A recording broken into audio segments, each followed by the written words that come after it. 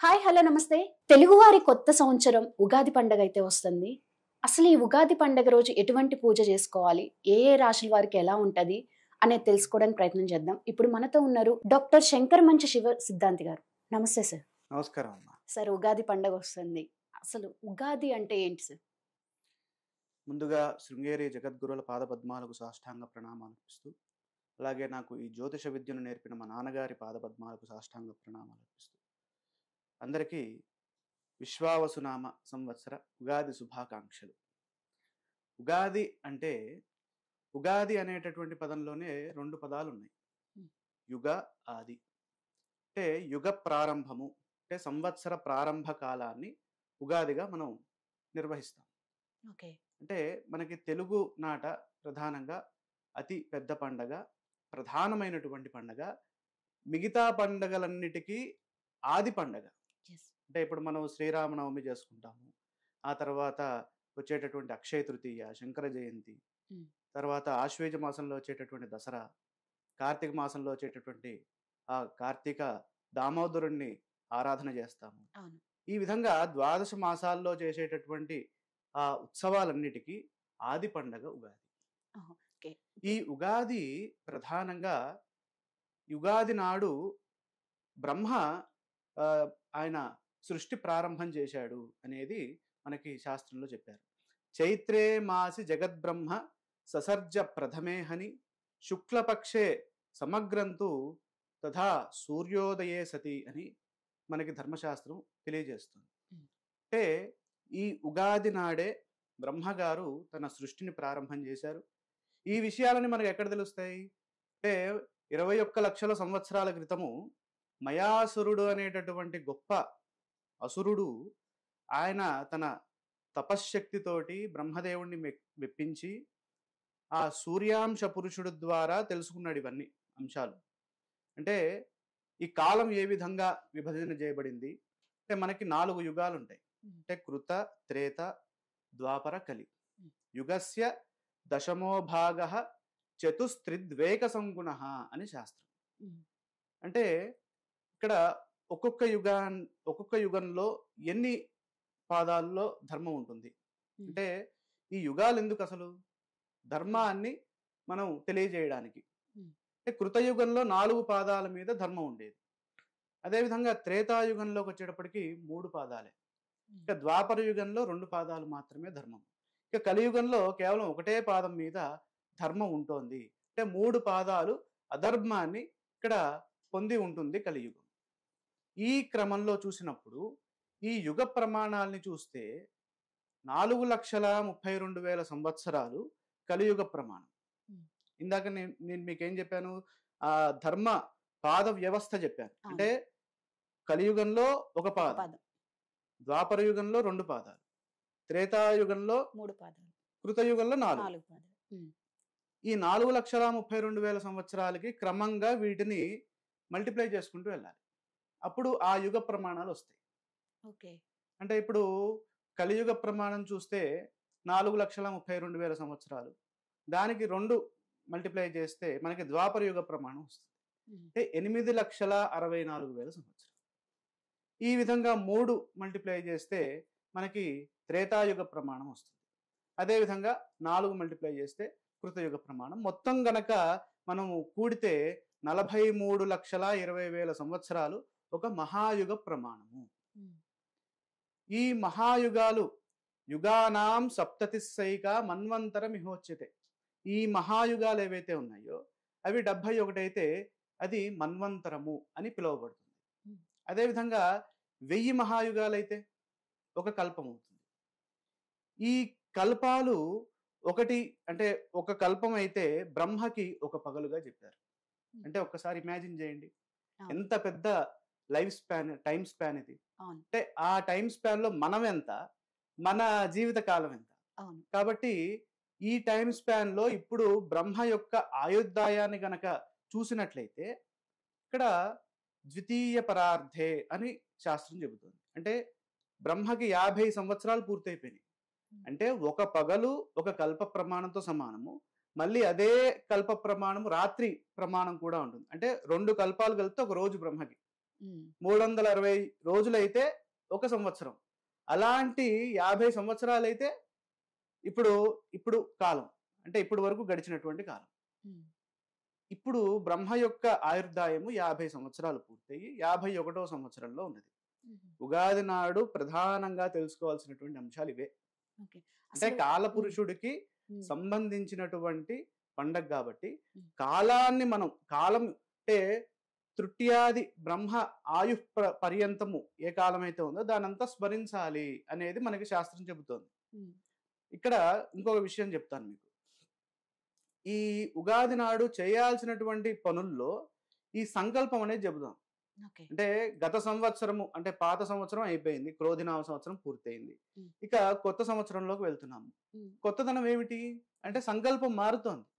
అంటే సంకల్పంలో మనం ఏం చెబుతాము?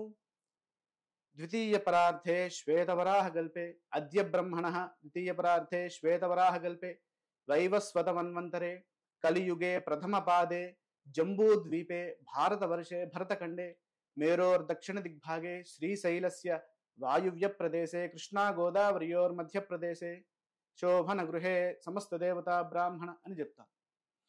అలాగే ఈ చెప్పే క్రమంలో మనకి ఉత్తరాయణే వసంత ఋతౌ, మనకి విశ్వావసునామ సంవత్సరే చైత్రమాసే శుక్లపక్షే ప్రతిపత్తిథౌ, ఈ అంశాలన్నిటినీ మనం మనన చేసుకోవాలట ఈ ఉగాది నాడు. ఇప్పుడు వచ్చే కొత్త సంవత్సరం నామం ఏమిటి?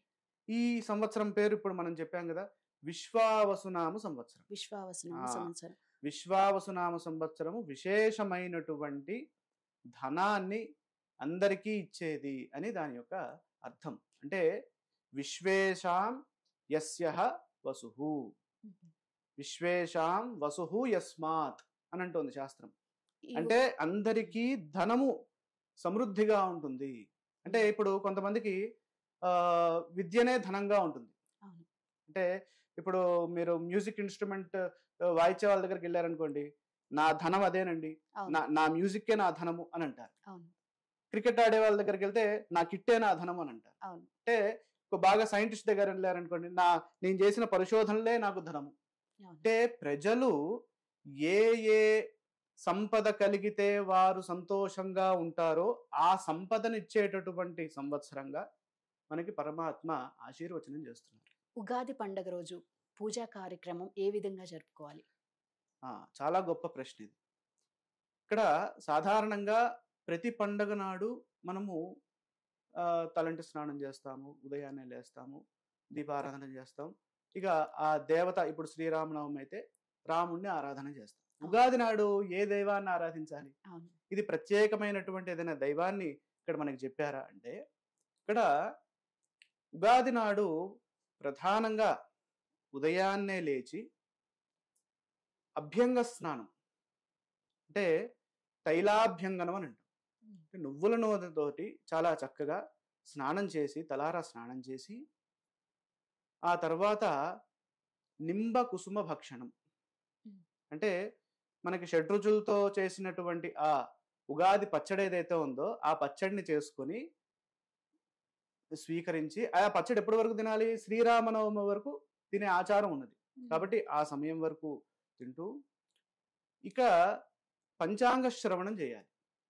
ఈ పంచాంగ శ్రవణంలో ప్రధానంగా కాలపురుషుడిని ఆరాధన చేయాలి. అంటే కాలము కంటికి కనిపించదు. నదీవ ప్రభవాత్ కాచిత్, నదిలాగా వెళ్ళిపోతూ ఉంటుంది కాలం, ఎక్కడ ఆగదు, వెనక్కి రాదు. ఒక్కసారి గడిచిందా అంటే ఇంక అయిపోయింది. ఇప్పుడు సెకండ్ గడిచిందా అంటే ఆ సెకండ్ మళ్ళీ తీసుకురాలేము. కాబట్టి కాలము చాలా గొప్పది. ఈ కాలము సద్విధా స్థూల సూక్ష్మత్వాత్ మూర్తస్య మూర్త ఉచ్యతే.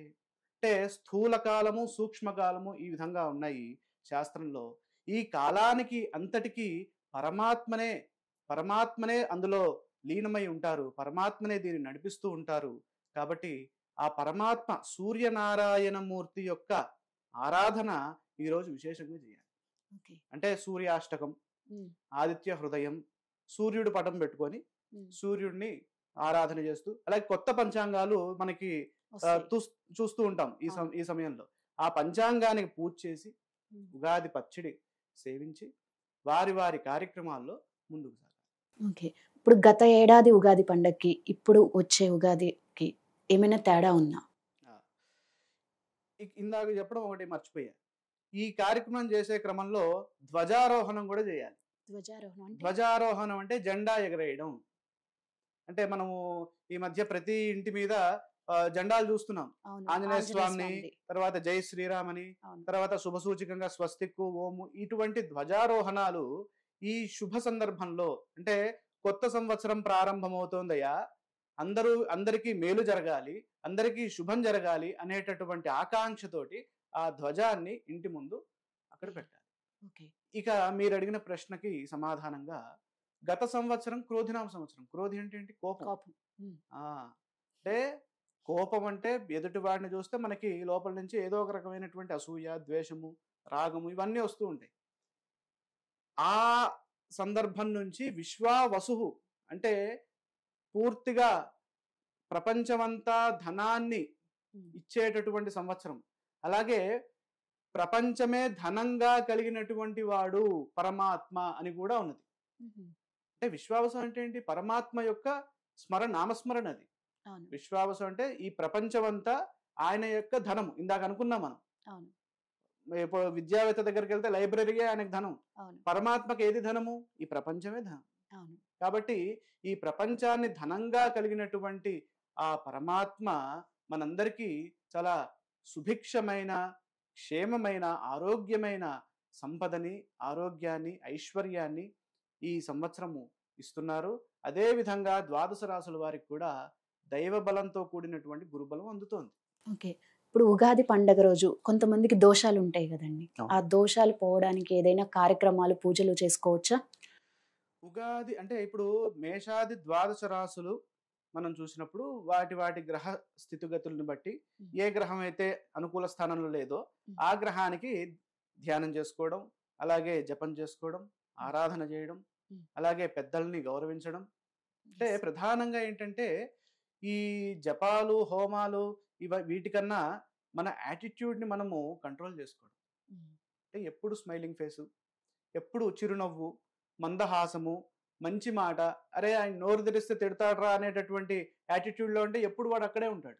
నోరు తెరిస్తే శుభమన్న పలకాలి, లేదా కామ్గా అన్న కూర్చోవాలి. అప్పుడు వారికి అసలు ఏమీ చేయకుండానే వారికి సమాజంలో విలువ, గౌరవము అవన్నీ పెరుగుతాయి. అంటే ఆయన దగ్గరికి వెళ్తే ఏదో మంచి చెప్తాడు, మంచి వాక్కులు మనకి తెలుస్తాయి అనేటటువంటి ఆ పాజిటివ్నెస్ అనేది పంచాలి.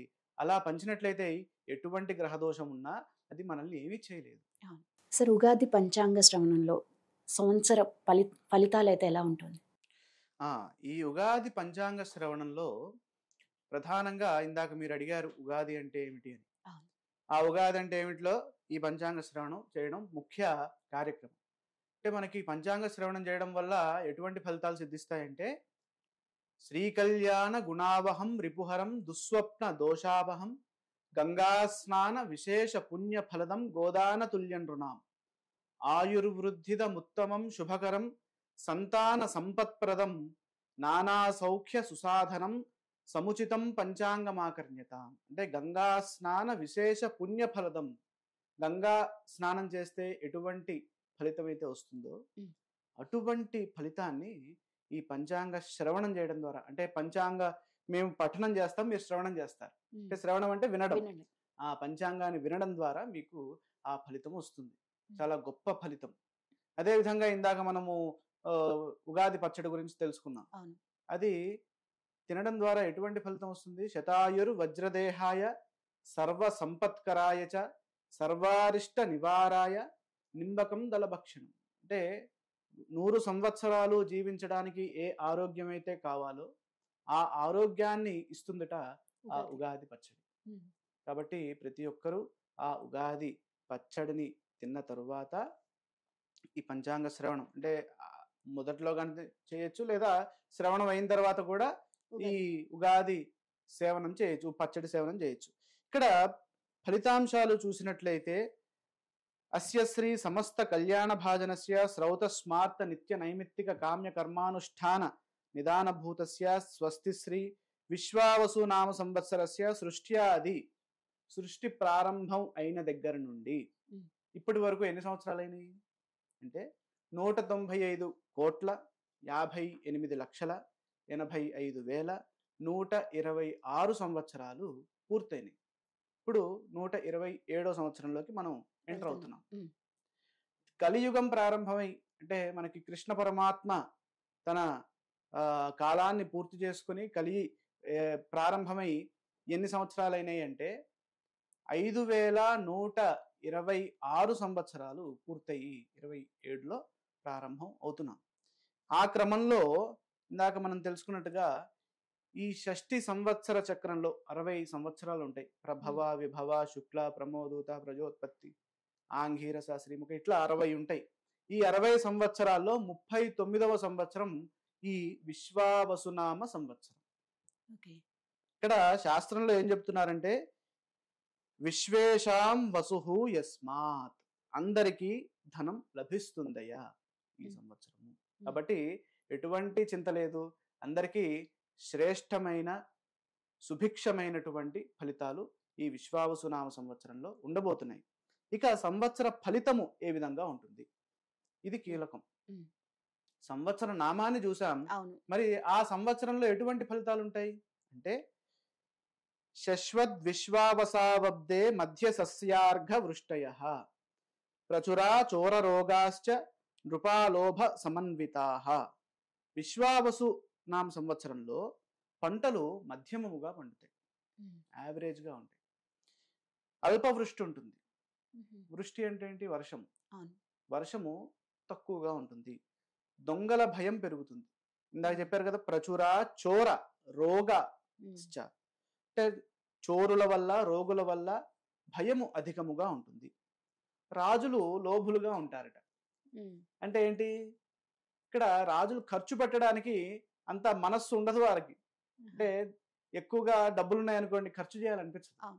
కాబట్టి రాజులు లోభులుగా ఉంటారు. అంటే ఇక్కడ చెప్పాల్సినటువంటి అంశం ఏంటంటే ఏవైతే పథకాలు అమలు చేశారో వాటిని అమలు చేసే క్రమంలో వెనుకడుగు వేయకుండా ముందుకు వెళ్ళాలి అనేటటువంటి సూచన. ఇక్కడ ప్రధానంగా చూసినట్లయితే అసలు ఇవన్నీ ఎందుకు చెప్పుకుంటున్నాం మనం? మన భారతదేశము వ్యవసాయ ఆధారిత ప్రాంతం. అంటే మనకి పంటలు ఎలా పండుతాయి, తర్వాత వర్షాలు ఎలా పడతాయి, తర్వాత ధరవరలు ఎలా ఉంటాయి, పండిన పంట బయటికి ఎలా మనకి అదేంటి వ్యాపారం అవుతుంది, ఇవన్నీ ఆ ఫలితాలు ముందుగానే మనకి ఋషులు ఈ విధంగా ఈ రూపంలో మనకి చెబుతూ ఉన్నారు. ఈ క్రమంలో చూసినప్పుడు ప్రధానంగా ఈ సంవత్సర రాజు ఉంటారు. అంటే సంవత్సరము మనకి ఎప్పుడు ప్రారంభం అవుతుంది? 30వ తారీఖు. 30వ తారీఖు ఏ వారం అమ్మా? ఆదివారం. ఆదివారానికి అధిపతి ఎవరు? సూర్యుడు. సూర్యుడే రాజు ఈ సంవత్సరానికి. విశ్వావసు నామ సంవత్సరంలో చైత్ర శుద్ధ పాడ్యమి నాటి వారాధిపతి ఆ సంవత్సర అధిపతిగా ఉంటారు. ఆయన సూర్యుడు రాజుగా ఉన్నప్పుడు, అంటే రాజు ఆయన సహజంగా రాజు, గ్రహరాట్, ఆయన గ్రహాలకి రాజు. ఆ సహజంగా రాజు ఎట్లా ఉంటారు? ఇప్పుడు ట్రంప్ గారు ఆయన స్థానంలోకి ఆయన వెళ్ళారు. ఎలా ఉంది? అందరిని వణికిస్తున్నారు. అదే విధంగా ఉండబోతుంది ఇక్కడ కూడా. అన్యోన్య వైరం క్షితిపాలకానాం నాట్యం బుముంచంతి బలాహకాశ్చ భూపాద్ భయం శస్త్ర భయం నరానాం చోరాగ్నిబాధాబ్ధ పతౌ దినేశే. అంటే పతౌ దినేశే, అబ్ధపతౌ దినేశే, ఈ సంవత్సరానికి అధిపతి ఎప్పుడైతే ఈ దినేశుడు ఉంటాడో, అంటే సూర్యుడు ఉంటాడో, అప్పుడు రాజులకు పరస్పర వైరములు కలుగుతూ ఉంటాయి. అంటే ఒక రాజు అంటే ఇంకో రాజుకి పడదు, ఉక్రెయిన్ రష్యా లాగా. అదేవిధంగా ఇప్పుడు ట్రంప్కి మిగతా చైనాకి ఈ విధంగా అలా. తర్వాత మేఘములు సమవృష్టి కలిగి ఉంటాయి.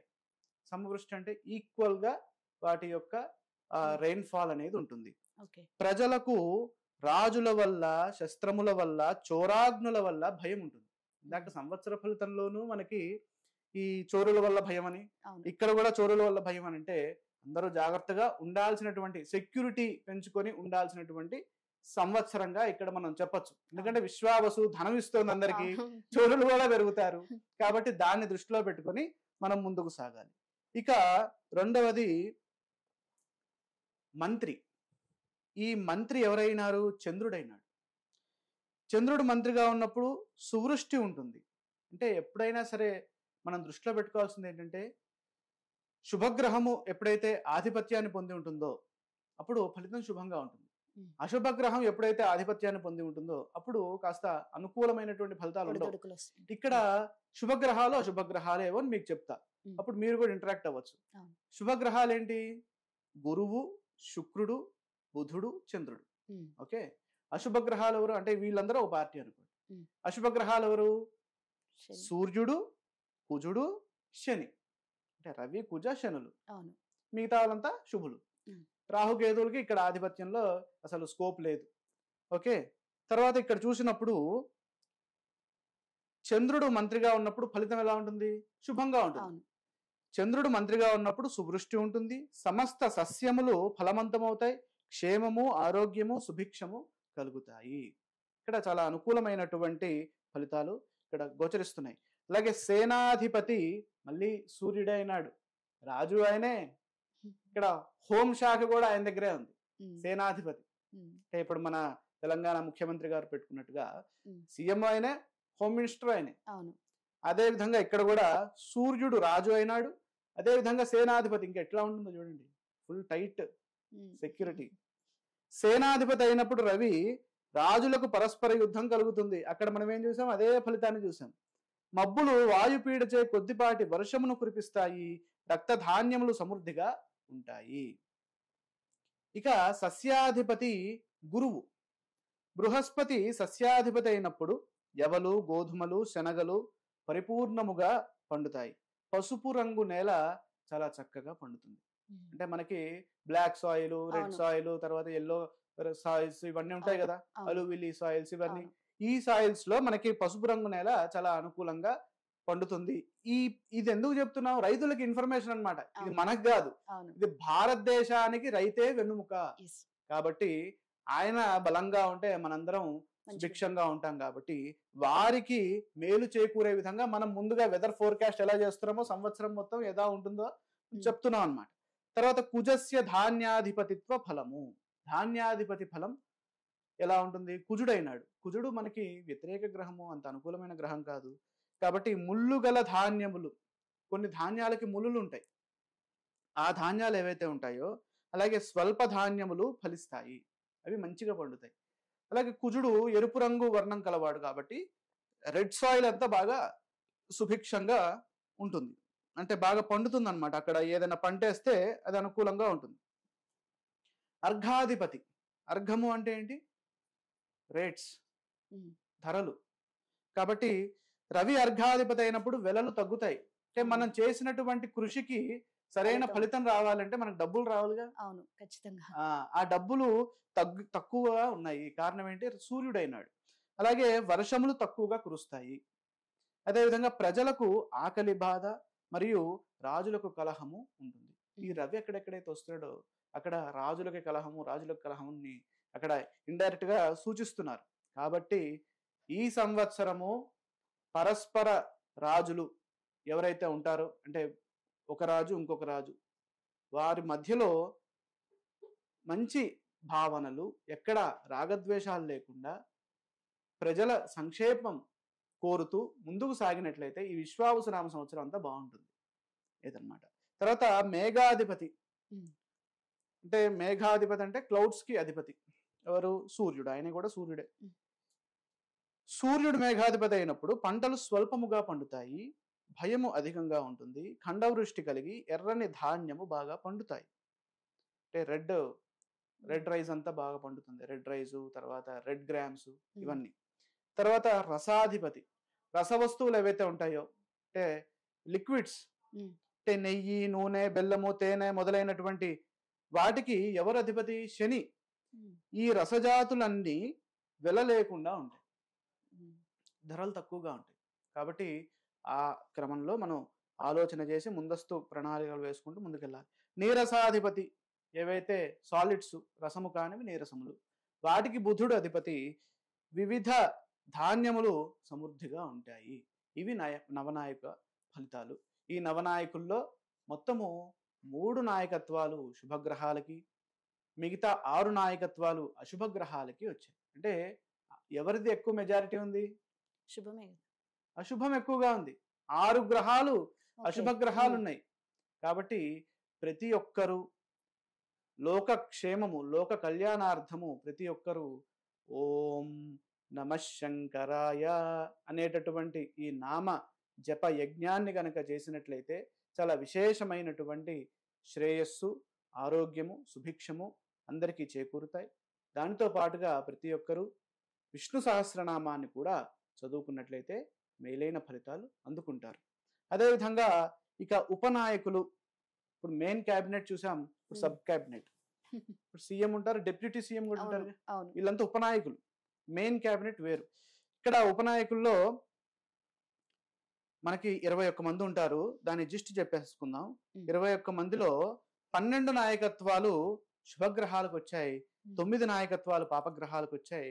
ఓవరాల్ గా మనం చూసినట్లయితే ఇక్కడ 12, అక్కడ 3 15, ఇక్కడ 9, అక్కడ 6 15 ఈక్వల్.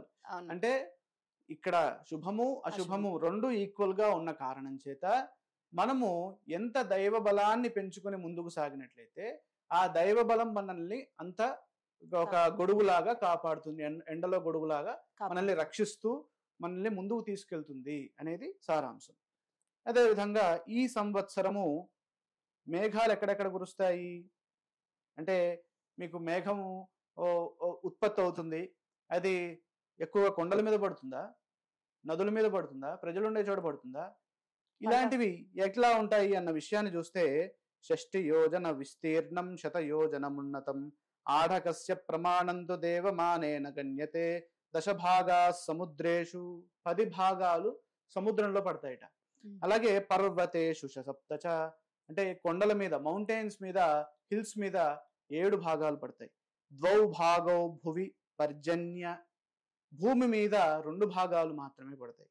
అలాగే ఈ విధంగా వాటి యొక్క విభజన ఉన్నది. ఇక ఈ సంవత్సరము పుష్కరాలు, పుష్కరాలు ఏ నదికి వస్తున్నాయి ఈ సంవత్సరం?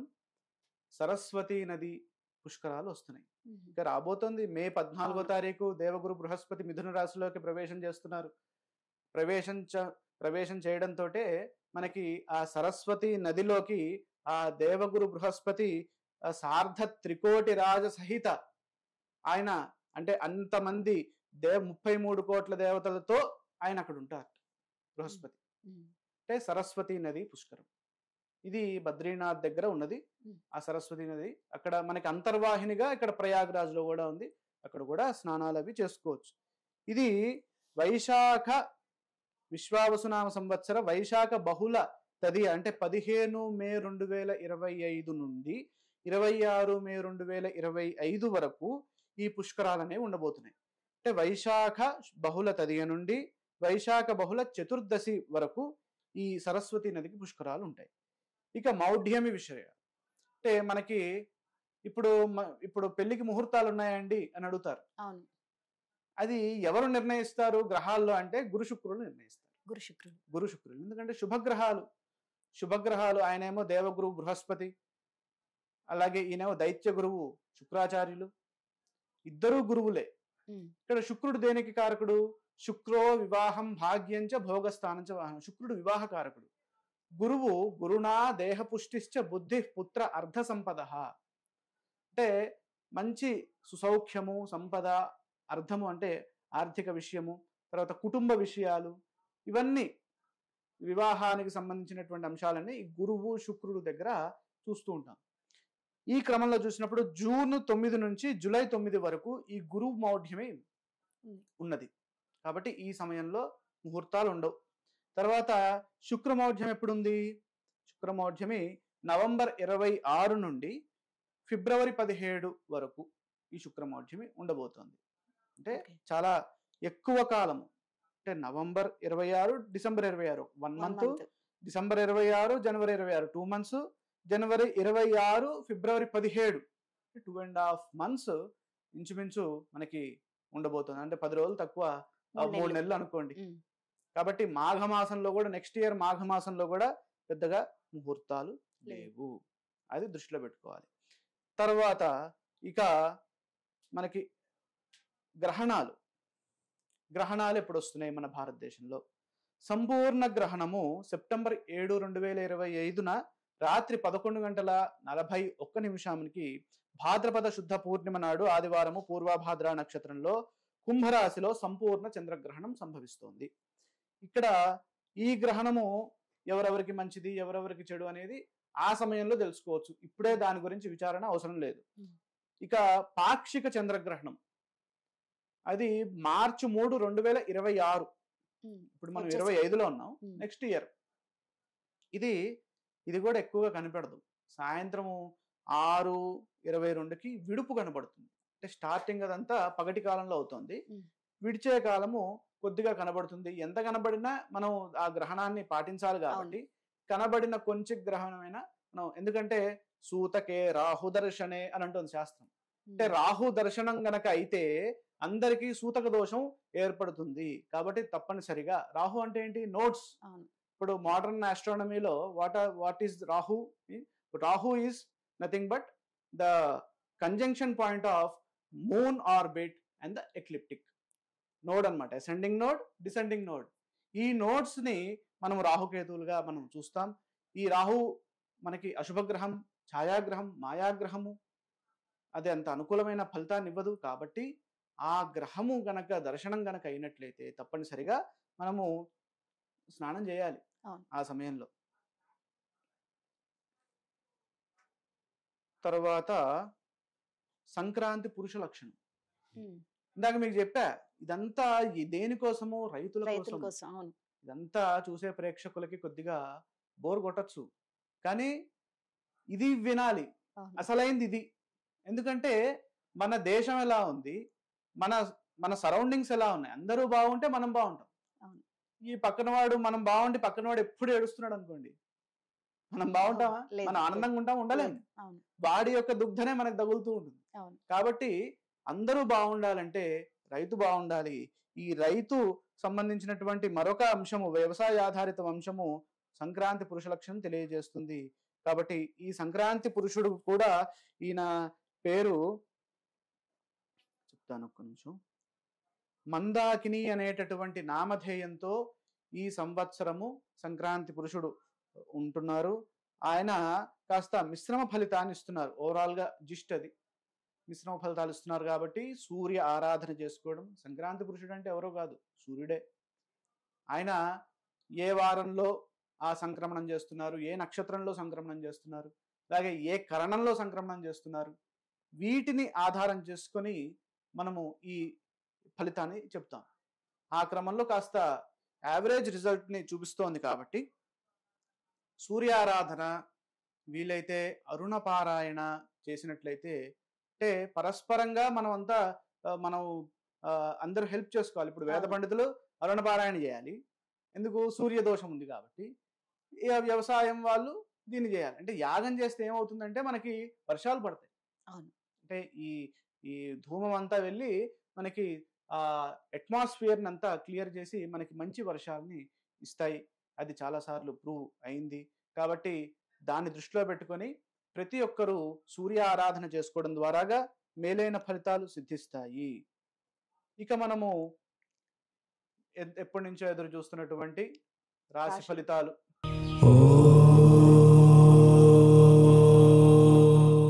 అంటే నా రాశి ఎలా ఉంది, నాకెలా ఉంది ఈ సంవత్సరం, నా ఉద్యోగం ఎట్లా ఉంది, నా పిల్లలు ఎలా ఉన్నారు, నా సంపద ఎలా ఉంది, నా మ్యూచువల్ ఫండ్స్ పెరుగుతాయా తగ్గుతాయా, ఇవన్నీ చెప్పేటటువంటి స్థితి ఇక్కడ గోచరిస్తోంది.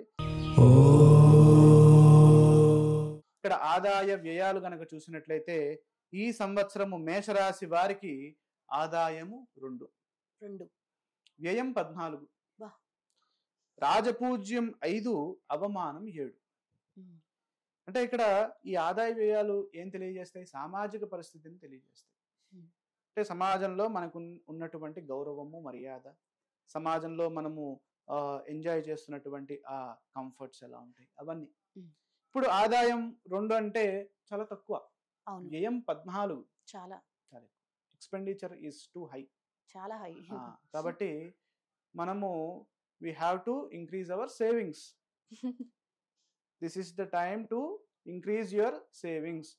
కాబట్టి దాన్ని దృష్టిలో పెట్టుకొని మీ ఆర్థిక విషయాల్ని జాగ్రత్తగా మీరు ముందస్తు ప్రణాళిక వేసుకోండి. ఉమ్. తర్వాత రాజపూజ్యం 5, అవమానం 7. ఉమ్. అంటే మనల్ని పొగిడేవారు 5 ఉంటే తిట్టేవాళ్ళు. దూషించేవారు, ఉమ్. తిట్టేవారు అనకూడదు, దూషించేవారు 7. ఉమ్. అంటే ఏంటి అబ్బాయి అట్లున్నాడు, ఉమ్. ఏంటి అలా చేస్తున్నారు, ఉమ్. అబ్బా వచ్చారండి చెప్తున్నారు, ఇట్లా విమర్శ అన్నమాట. ఈ విమర్శ చేసేవారు 7, మా పొగిడేవారు 5. కాబట్టి మనం అధిక శాతము మౌనేన కలహం నాస్తి అనేటటువంటి మాటని దృష్టిలో పెట్టుకుని ముందుకు వెళ్తే మేషరాశి వారికి ఈ సంవత్సరం అంతా అనుకూలంగా ఉంటుంది. అలాగే వారి యొక్క ఈ ఫలితాలని కనుక చూసినట్లయితే, అంటే 4 గ్రహాలు ప్రధానమైనటువంటి గ్రహాలు. అంటే సంవత్సర ఫలితం ఎలా చెప్తాము? గురువు, శని, రాహువు, కేతువు, ఈ 4 గ్రహాలని బేస్ చేసుకుని సంవత్సర ఫలితాన్ని మనం చెప్తాం. ఎందుకు? అవి స్లో మూవింగ్ ప్లానెట్స్. గురువు will posit in one sign for 1 year. 1 year. Yeah, ఈ ఒక సంవత్సరం పాటు ఆయన ఒక రాశిలో సంచారం చేస్తూ ఉంటారు.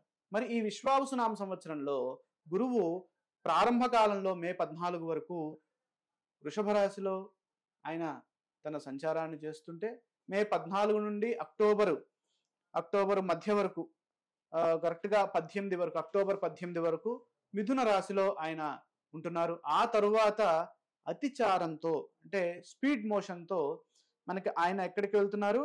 కర్కాటకంలోకి ప్రవేశం చేస్తున్నారు. ఎప్పటి వరకు ఉంటారు కర్కాటకంలో? 5 వరకు ఉంటారు, డిసెంబర్ 5. అక్టోబర్ 18 నుంచి డిసెంబర్ 5 ఈ కర్కాటక రాశిలో. అంటే 3 రాశులు ఆయన కవర్ చేస్తున్నారు. అంటే ఒక సంవత్సరంలో గురువు యొక్క సంచారము 3 రాశులు. అంటే ఇది దేశ గోచారంలో చూసినట్లయితే కాస్త అశుభ ఫలితాన్నే సూచిస్తుంది. కానీ ద్వాదశ రాశుల ఫలితాల్లో చూస్తే ఈ రాశులకి ఏదో రకంగా గురువు పాజిటివ్ ఇస్తూ ఉంటారు. అంటే గురు రద్రిద్వి నవపంచమే శుభ ఫలదహ అని శాస్త్రం. అంటే 2, 5, 7, 9, 10, 11 ఈ 5 స్థానాల్లో ఏవేమిటవి? 2, 5, 7, 9, 11 ఈ 5 స్థానాల్లో మన రాశి నుంచి సంచారం చేస్తూ ఉన్నప్పుడు ఆ గురువు మనకి మేలైన ఫలితాలను ఇస్తారు. ఇది సూత్రం. ఇప్పుడు మీకు ప్రాబబిలిటీ ఏమైపోయింది? ఇక్కడ 3 రాసులు కదులుతున్నారు, అక్కడ 12 రాసులు, అక్కడ కాంబినేషన్స్ చాలా వచ్చినాయి. కాబట్టి ఏదో రకంగా మనకి 12 రాసుల్లో ప్రాబబిలిటీలో ఎక్కడో అక్కడ గురువు బలం ఉంటుంది 12 రాసులకి అనేది దృష్టిలో పెట్టుకోవాలి. అలాగే శని సంచారము మార్చి 29 నుండి ఈ మీన రాశిలోకి ప్రవేశం చేస్తున్నారు.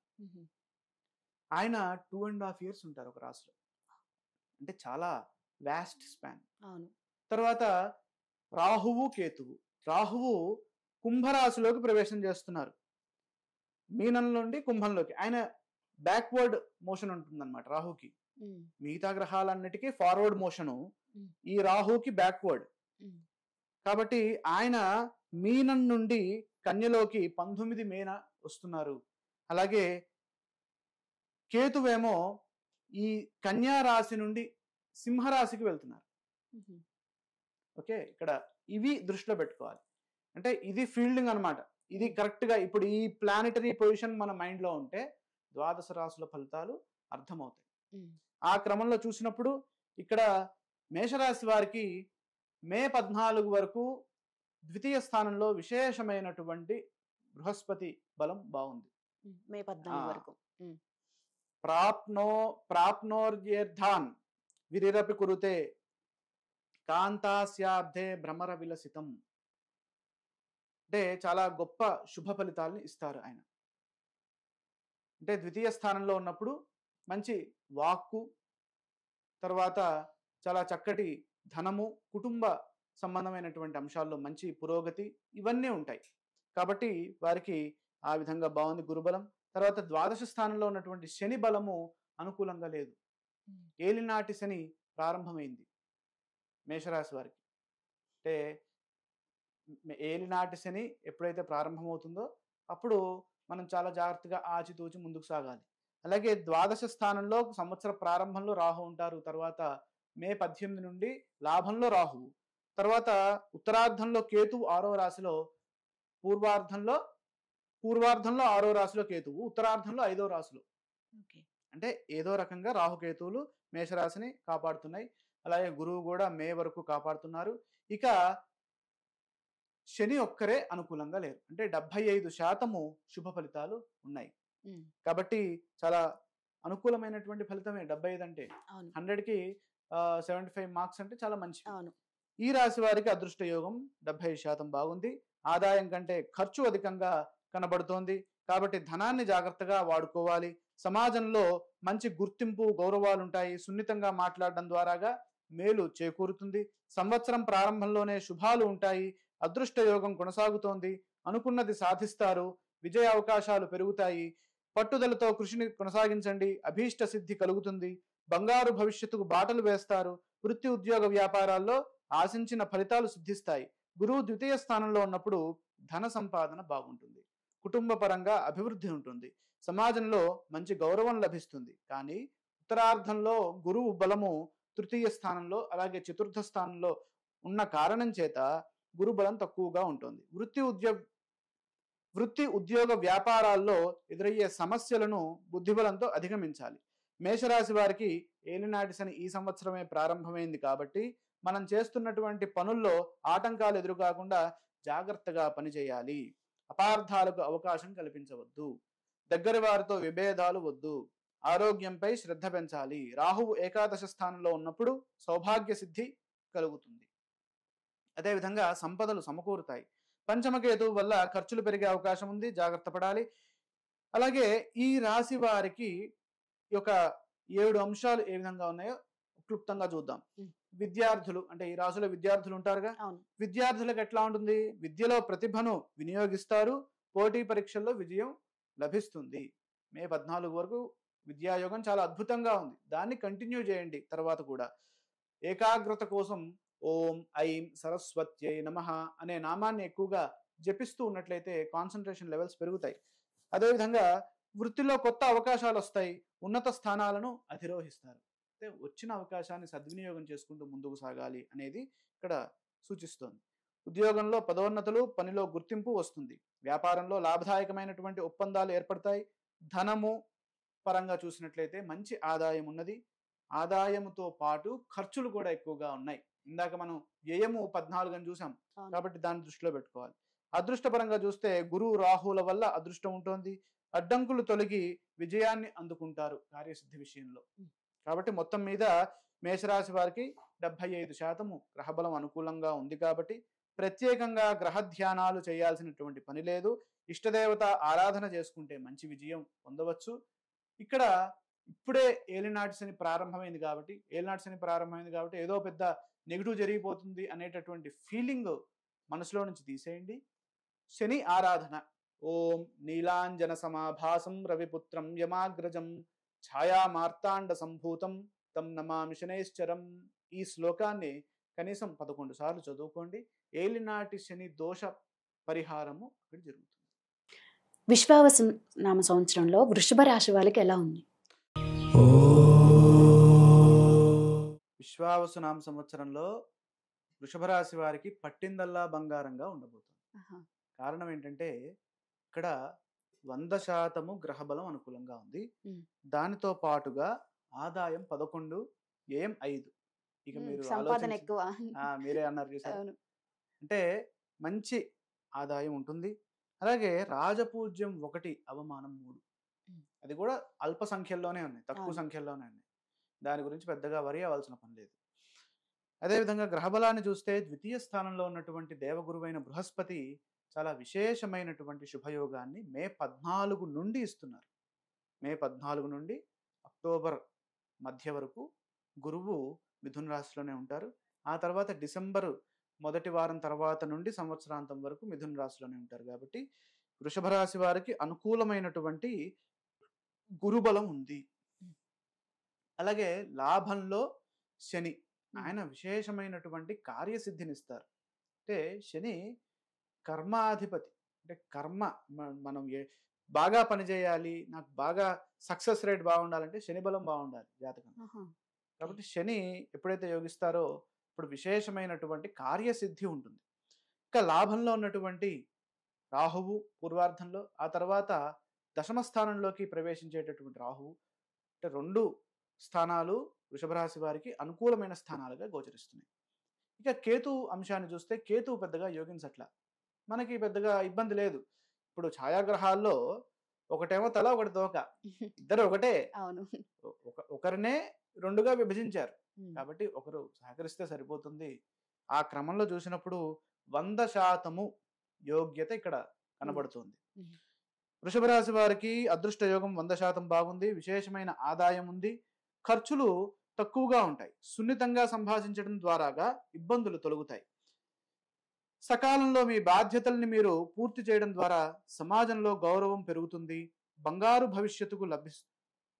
భవిష్యత్తు లభిస్తుంది. ఎన్నాళ్ళగానో ఎదురు చూస్తున్నటువంటి పనుల్లో విజయం సాధిస్తారు. కారణం ఏంటి? మొన్నటిదాకా జన్మ గురువు చాలా మిశ్రమ ఫలితాన్ని ఇచ్చారు. అంటే ఉద్యోగంలో ఆటంకాలు, తర్వాత అనేక రకాలుగా ఇబ్బందులు అక్కడ వారు ఎదుర్కొన్నారు. జీవే జన్మన్యపగత ధనధీహి స్థానభ్రష్టో బహుకలయుత అని శాస్త్రం. అంటే జన్మరాశిలో గురువు ఉంటే అది విశేషమైనటువంటి వ్యతిరేక ఫలితాన్ని ఇస్తుంది. అదేవిధంగా ద్వితీయంలో ఉంటే అంతే రకంగా పాజిటివ్ ఇస్తుంది. కాబట్టి ఈ సంవత్సరం విశ్వావసునామ సంవత్సరం వృషభ రాశి వారికి చాలా గొప్పగా ఉండబోతోంది. మీ అభిష్టాలు సిద్ధిస్తాయి. మీ ఆశయాలు నెరవేరుతాయి. ప్రతి పనిలో కలిసి వస్తుంది. పరిపూర్ణమైన ఫలితాలు సిద్ధిస్తాయి. ఉద్యోగంలో మేలు చేకూరుతుంది. ఉత్తరార్ధంలో శ్రేష్టమైన ఫలితాలు ఉంటాయి. గురుబలం అనుకూలిస్తుంది. ఆశించిన ఫలితాలు సిద్ధిస్తాయి. విశేషమైన శుభాలు జరుగుతాయి. ఏకాదశంలో శని సంచారం వల్ల అన్ని విధాలా కలిసొస్తుంది. అభీష్ట సిద్ధి కలుగుతుంది. సంపదలు పెరుగుతాయి. అత్యున్నతమైన గౌరవం పెరుగుతుంది. దశమ స్థానంలో రాహువు, ఉద్యోగంలో మేలు చేకూరుతుంది. తర్వాత వృత్తిలో నైపుణ్యం పెరుగుతుంది. మరియు కేతువు పంచమ స్థానంలో ఉన్నప్పుడు ధనము వృధాగా ఖర్చు కాకుండా చూసుకోవాలి. అలాగే వృషభ రాశి వారికి విద్యా విషయాల్లో విద్యార్థులకు ఎలా ఉంటుంది అన్న విషయాన్ని చూస్తే చాలా మంచి విజయాలను సాధిస్తారు. అంటే కాన్సన్ట్రేషన్గా చదివి వారి వారి లక్ష్యాలను పెట్టుకొని ముందుకు సాగితే 100కి 100% స్కోరింగ్ అనేది ఈ సంవత్సరం వృషభ రాశి వారికి ఉంది. పట్టుదలతో చదివితే శ్రేష్టమైన ఫలితాలు విద్యార్థులకు లభిస్తాయి. వృత్తిలో ప్రతిభావంతులకు నూతన అవకాశాలు లభిస్తాయి. ఉన్నత స్థితిని అధిరోహిస్తారు. ఉద్యోగంలో ప్రతిష్టాత్మకంగా చేపట్టే పనుల్లో విజయాలుంటాయి. అలాగే వ్యాపార పరంగా చూస్తే వ్యాపారంలో విస్తీర్ణకు ఈ సంవత్సరం చాలా అనుకూలమైన సంవత్సరంగా చెప్పొచ్చు. అలాగే ఆర్థిక పరంగా పెట్టుబడుల్ని బాగా పెట్టినట్లయితే అనుకూల ఫలితాలు ఉంటాయి. కారణం ఏంటి? ఆదాయం బాగుంది కదా, దాన్ని ఎక్కడో అనవసరంగా ఖర్చు చేయకుండా పెట్టుబడుల రూపంలో మ్యూచువల్ ఫండ్స్ కానీ మంచి విషయాల్లో ఖర్చు చేయడము, బంగారాన్ని కొనుక్కోవడము, దాచుకోవడము, ఇవి మంచి ఫలితాన్ని ఇస్తాయి. అలాగే అదృష్ట విషయాన్ని చూస్తే లాభంలో ఉన్నటువంటి శని కటాక్షం విశేషంగా ఉంది కాబట్టి అదృష్ట యోగం మెండుగా ఉంది. కార్యసిద్ధి పరంగా సంపూర్ణంగా ఉంది. కార్యసిద్ధి, సమస్యలు పరిష్కారం అవుతాయి. వృషభ రాశి వారికి విశ్వావసునామ సంవత్సరంలో శ్రేయోదాయకమైనటువంటి ఫలితాలు గోచరిస్తున్నాయి. ఈ సంవత్సరం వీరు ఎటువంటి దైవ ధ్యానాలు చేయాల్సిన అవసరం లేదు. కారణం ఏంటంటే అన్ని గ్రహాలు అనుకూలంగానే ఉన్నాయి. ఇష్ట దేవతని ఆరాధన చేసుకుంటే సరిపోతుంది. నెక్స్ట్ విశ్వావసునామ సంవత్సరంలో మిథున రాశి వాళ్ళ ఫలితాలు ఎలా ఉండబోతున్నాయి? విశ్వావసునామ సంవత్సరంలో 75% మిథున రాశి వారికి అనుకూల యోగ్యత సూచిస్తోంది గ్రహబలం. అలాగే ఇక్కడ ఆదాయ వ్యయాలు చూస్తే ఆదాయం చాలా అత్యధికంగా ఉంది. 14 ఆదాయము, వ్యయం 2. అలాగే రాజపూజ్యం 4, అవమానం 3. అంటే 2 పాజిటివ్గానే ఉన్నాయి. అంటే మనం ఏవైతే బాగుండాలి అని కోరుకుంటామో ఆ 2 అనుకూలంగానే ఉన్నాయి మిథున రాశి వారికి. అలాగే గ్రహబలాన్ని చూస్తే అక్టోబర్ 16 నుంచి డిసెంబర్ ఒక మొదటి వారం వరకు ఈ గురువు ద్వితీయ స్థానంలోకి, దేవగురు గురువు ఆయన ఉచ్చరాశిలోకి వెళ్తున్నారు. చాలా విశేషమైనటువంటి సంపద అక్కడ చేకూరుతుంది. దైవ బలం ఒక్కరోజున్నా చాలమ్మా, అది ఫేట్ ని మార్చేస్తుంది. ఓవర్ నైట్ హీరోస్ అంటారు కదా, ఓవర్ నైట్ స్టార్స్. కాబట్టి అలా ఒక్క దైవ బలం ఒక రోజు ఉంటే అది విశేషమైన, అది సద్వినియోగం చేసుకోవాలి. దాన్ని అంటే అమృతం కురుస్తున్నప్పుడు మనం పట్టుకోవాలి. మనం ఏదో పని చేసుకుంటుంటే అది కురిసి వెళ్ళిపోతుంది. కాబట్టి మనం దాన్ని దృష్టిలో పెట్టుకుని సద్వినియోగం చేసుకోవాలి. దశమ స్థానంలో ఉన్నటువంటి శని మిశ్రమ ఫలితాన్ని ఇస్తున్నారు ఈ సంవత్సరం పూర్తిగా. అలాగే ఉత్తరార్ధంలో అంటే మే 18 వరకు రాహువు దశమ స్థానంలో అనుకూలంగా ఉన్నారు, భాగ్యంలో అనుకూలంగా లేరు 9వ రాశిలో. అలాగే కేతువు ఉత్తరార్ధంలో బాగున్నారు, పూర్వార్ధంలో బాలే. రాహుకేతుల్లో ఏదో ఒక గ్రహము సంవత్సరం మొత్తం అనుకూలంగానే ఉంది. కాబట్టి మొత్తం మీద 75% వీరికి అనుకూలంగా యోగిస్తోంది. ఆదాయం అత్యధికంగా ఉంది కాబట్టి ఎటువంటి సమస్య ఏర్పడదు. సమాజంలో కీర్తి ప్రతిష్టలు పెరుగుతాయి, గౌరవించేవారు పెరుగుతారు. అక్టోబర్ నుండి డిసెంబర్ 5 వరకు అద్భుతమైనటువంటి గురుబలం గోచరిస్తోంది, విశేషమైన శుభయోగాన్ని ప్రసాదిస్తుంది. ధనస్థానంలో గురువు బంగారు భవిష్యత్తును ప్రసాదిస్తారు. అలాగే అక్టోబర్ వరకు గురుబలం సహకరించట్లేదు. ప్రతి అడుగు ఆచితూచి జాగ్రత్తగా వేయాలి. మనం చేస్తున్నటువంటి పనుల్లో శ్రద్ధను పెంచాలి. ఆర్థిక పరంగా ఇబ్బందులు ఎదురు కాకుండా చూసుకోవాలి. ఎందుకంటే అప్పటి వరకు మనం ఉన్నదంతా పోగొట్టేసుకొని ఆ గురుబలం వచ్చాక అయ్యా నాకు ఇంకా రాలేదు అని కూర్చోకూడదు. ఇప్పటి వరకు మనం సంయమనంగా ఉండాలి. అక్టోబర్ వరకు మనం ఎక్కడ ఇబ్బంది లేకుండా అనవసరమైనటువంటి పెట్టుబడులు పెడుతూ అట్లా చేయకుండా నిపుణుల సహకారంతో, ఎక్స్పర్ట్స్ ఉంటారు కదా దాంట్లో ఫైనాన్స్ ఎక్స్పర్ట్స్ తీసుకోవడం, వాళ్ళ ఇవి తీసుకోవడం, తర్వాత వాళ్ళ సలహాలు, తర్వాత పెద్దల సలహాలు, చేసే ఏ పనైనా ఇంట్లో చెప్పి చేయడం, ఇలా చేస్తే అనుకూల ఫలితాలు ఉంటాయి. అలాగే మనము చేస్తున్న పనుల్లో శ్రద్ధ పెంచాలి. ఆర్థిక పరంగా ఇబ్బందులు ఎదురు కాకుండా చూసుకోవాలి. అయితే ఖర్చులు స్వల్పంగా ఉన్నాయి. దశమంలో శని వల్ల ఇబ్బందులు ఎదురవుతాయి. మనం చేస్తున్న పనుల్లో, మన వృత్తిలో ఇబ్బందులు కలిగించే అవకాశం ఉంది. జాగ్రత్త పడండి. శని ధ్యానం చేసుకోవడం ద్వారాగా మేలైన ఫలితాలు ఉంటాయి. రాహువు దశమంలో అనేక లాభాలని ప్రసాదిస్తారు. నవమంలో రాహువు నష్టాలు ఇవ్వకుండా ఉండడం కోసము రాహు ధ్యానము లేదా దుర్గా ఆరాధన ఇవి చేసుకున్నట్లయితే మంచి ఫలితాలు ఉంటాయి. అలాగే సుబ్రహ్మణ్యేశ్వర స్వామి వారి నామస్మరణ, ఓం శరవణ భవ అనే నామాన్ని చదువుకున్న మంచి జరుగుతుంది. 4వ రాశిలో కేతువు సహకరించట్లేదు కాబట్టి, అంటే కేతువు 4వ రాశిలో పూర్వార్ధంలో ఉంటారు, ఉత్తరార్ధంలో తృతీయంలో ఉంటారు. కాబట్టి మే 18 తర్వాత కేతువు అనుకూలంగానే ఉన్నారు. కాబట్టి నో ప్రాబ్లం. ఈ రాశి వారికి విద్యలో ఏకాగ్రతతో చదవాలి. కారణం ఏంటి? అత్యధిక శాతము గురుబలం లేదు. అంటే మనకి ఎక్కడో అక్టోబర్లో వస్తుంది గురుబలం. గురుబలం లేనప్పుడు ఏంటి, మన ఏకాగ్రత లోపించి డిస్ట్రాక్ట్ అవుతాం. బుక్ మన ముందు ఉంటుంది, బుక్లో ఉన్నటువంటి అక్షరాలు మన మెదటి వరకు చేరవు. మనం కళ్ళతో చూస్తూ ఉంటాం కానీ ఆ మైండ్ రీడ్ చేయదు. మైండ్ ఇంకోటి ఏదో ఆలోచిస్తుంది, ఆలోచనలు వేరే దగ్గర. అంటే దీన్నే మనకి బాడీ ప్రెసెంట్ మైండ్ అబ్సెంట్ అంటారు. కాబట్టి ఇలాంటి పరిస్థితులు గురుబలం లేనప్పుడు వస్తాయి. కాబట్టి ఇలాంటి వాటి నుంచి బయటికి రావాలంటే గురు ధ్యానం చేసుకోవడం, సరస్వతి నామాన్ని చదువుకోవడము, ఇలా చేసినట్లయితే మంచి ఫలితాలు ఉంటాయి విద్యార్థులకి. అలాగే వృత్తిలో ప్రతిభతో పనిచేయండి, మంచి అవకాశాలు కలుగుతాయి. ఉద్యోగంలో సకాలంలో పనిచేయండి, మంచి ప్రయత్నంతో పురోగతిని సాధిస్తారు. వ్యాపార పరంగా చూస్తే బుద్ధి బలంతో పనిచేయండి, తక్కువ శ్రమతోనే లాభాలను పొందుతారు. ఆర్థిక పరంగా బ్రహ్మాండంగా ఉంది ఈ సంవత్సరం, ఎక్కడ ఇబ్బంది లేదు. అదృష్టము స్వల్ప ప్రయత్నంతో అదృష్టవంతులు అవుతారు. ఇక కార్యసిద్ధి విషయాన్ని చూస్తే గురుబలంతో పనుల్లో సాఫల్యాన్ని పొందుతారు. ఎప్పుడు? అక్టోబర్లో. కాబట్టి దాన్ని దృష్టిలో పెట్టుకుంటూ ఇప్పుడు రాశి ఫలాల్లో అత్యద్భుతంగా ఉంటుంది, కానీ రియాలిటీకి వచ్చేటప్పటికి వాళ్ళకి ఏంటి స్వామివారు మీరు ఇంత చెప్పారు మాకు లేదు అంటే మన ప్రయత్నం కూడా అక్కడ ఉండాలి. అంటే మన ప్రయత్నానికి దైవ బలము ఎంత తోడవుతోంది అని చెప్పేదే ఈ గోచార ఫలితం. మనం అసలు ప్రయత్నమే చేయట్లే. ఈ దైవ బలం దీన్ని తెలుసుకొని ఉపయోగం ఏమిటి? అసలు ఉపయోగం లేదు. ఇప్పుడు మీకు కంప్యూటర్ సైన్స్ గురించి అవసరం లేదు, కానీ దాని గురించి తెలుసుకోవడం ఏంటి? ఉపయోగం లేదు. అసలు డిఫరెంట్ సబ్జెక్ట్ అది. ఇది కూడా అట్లనే. ఇప్పుడు మనం ప్రయత్నం చేస్తున్నాం, ఒక లక్ష్యాన్ని పెట్టుకొని మనం ప్రయత్నం చేస్తున్నాము, ఉద్యోగ ప్రయత్నం చేస్తున్నాము. నాకు ఉద్యోగ ప్రయత్నం చేస్తున్నాను, నా ప్రయత్నం నేను చేస్తున్నా, కానీ దైవం కూడా సహకరిస్తుందా లేదా అని తెలియజేసేదే ఇది. కాబట్టి ఇక్కడ దైవం సహకరిస్తోంది అక్టోబర్ నుండి. కాబట్టి నువ్వు ప్రయత్నం చేయి, మిగతాది ఆ భగవంతుడు చూసుకుంటాడు. ఇక్కడ ఆ భగవంతుడు చూసుకునే క్రమంలో ఇక్కడ గ్రహాలు కూడా అనుకూలంగానే ఉన్నాయి, నీకు మంచి ఫలితాలే వస్తాయి, ఇబ్బంది ఏమి లేదు అనేది ఇక్కడ జాతకం సూచిస్తోంది.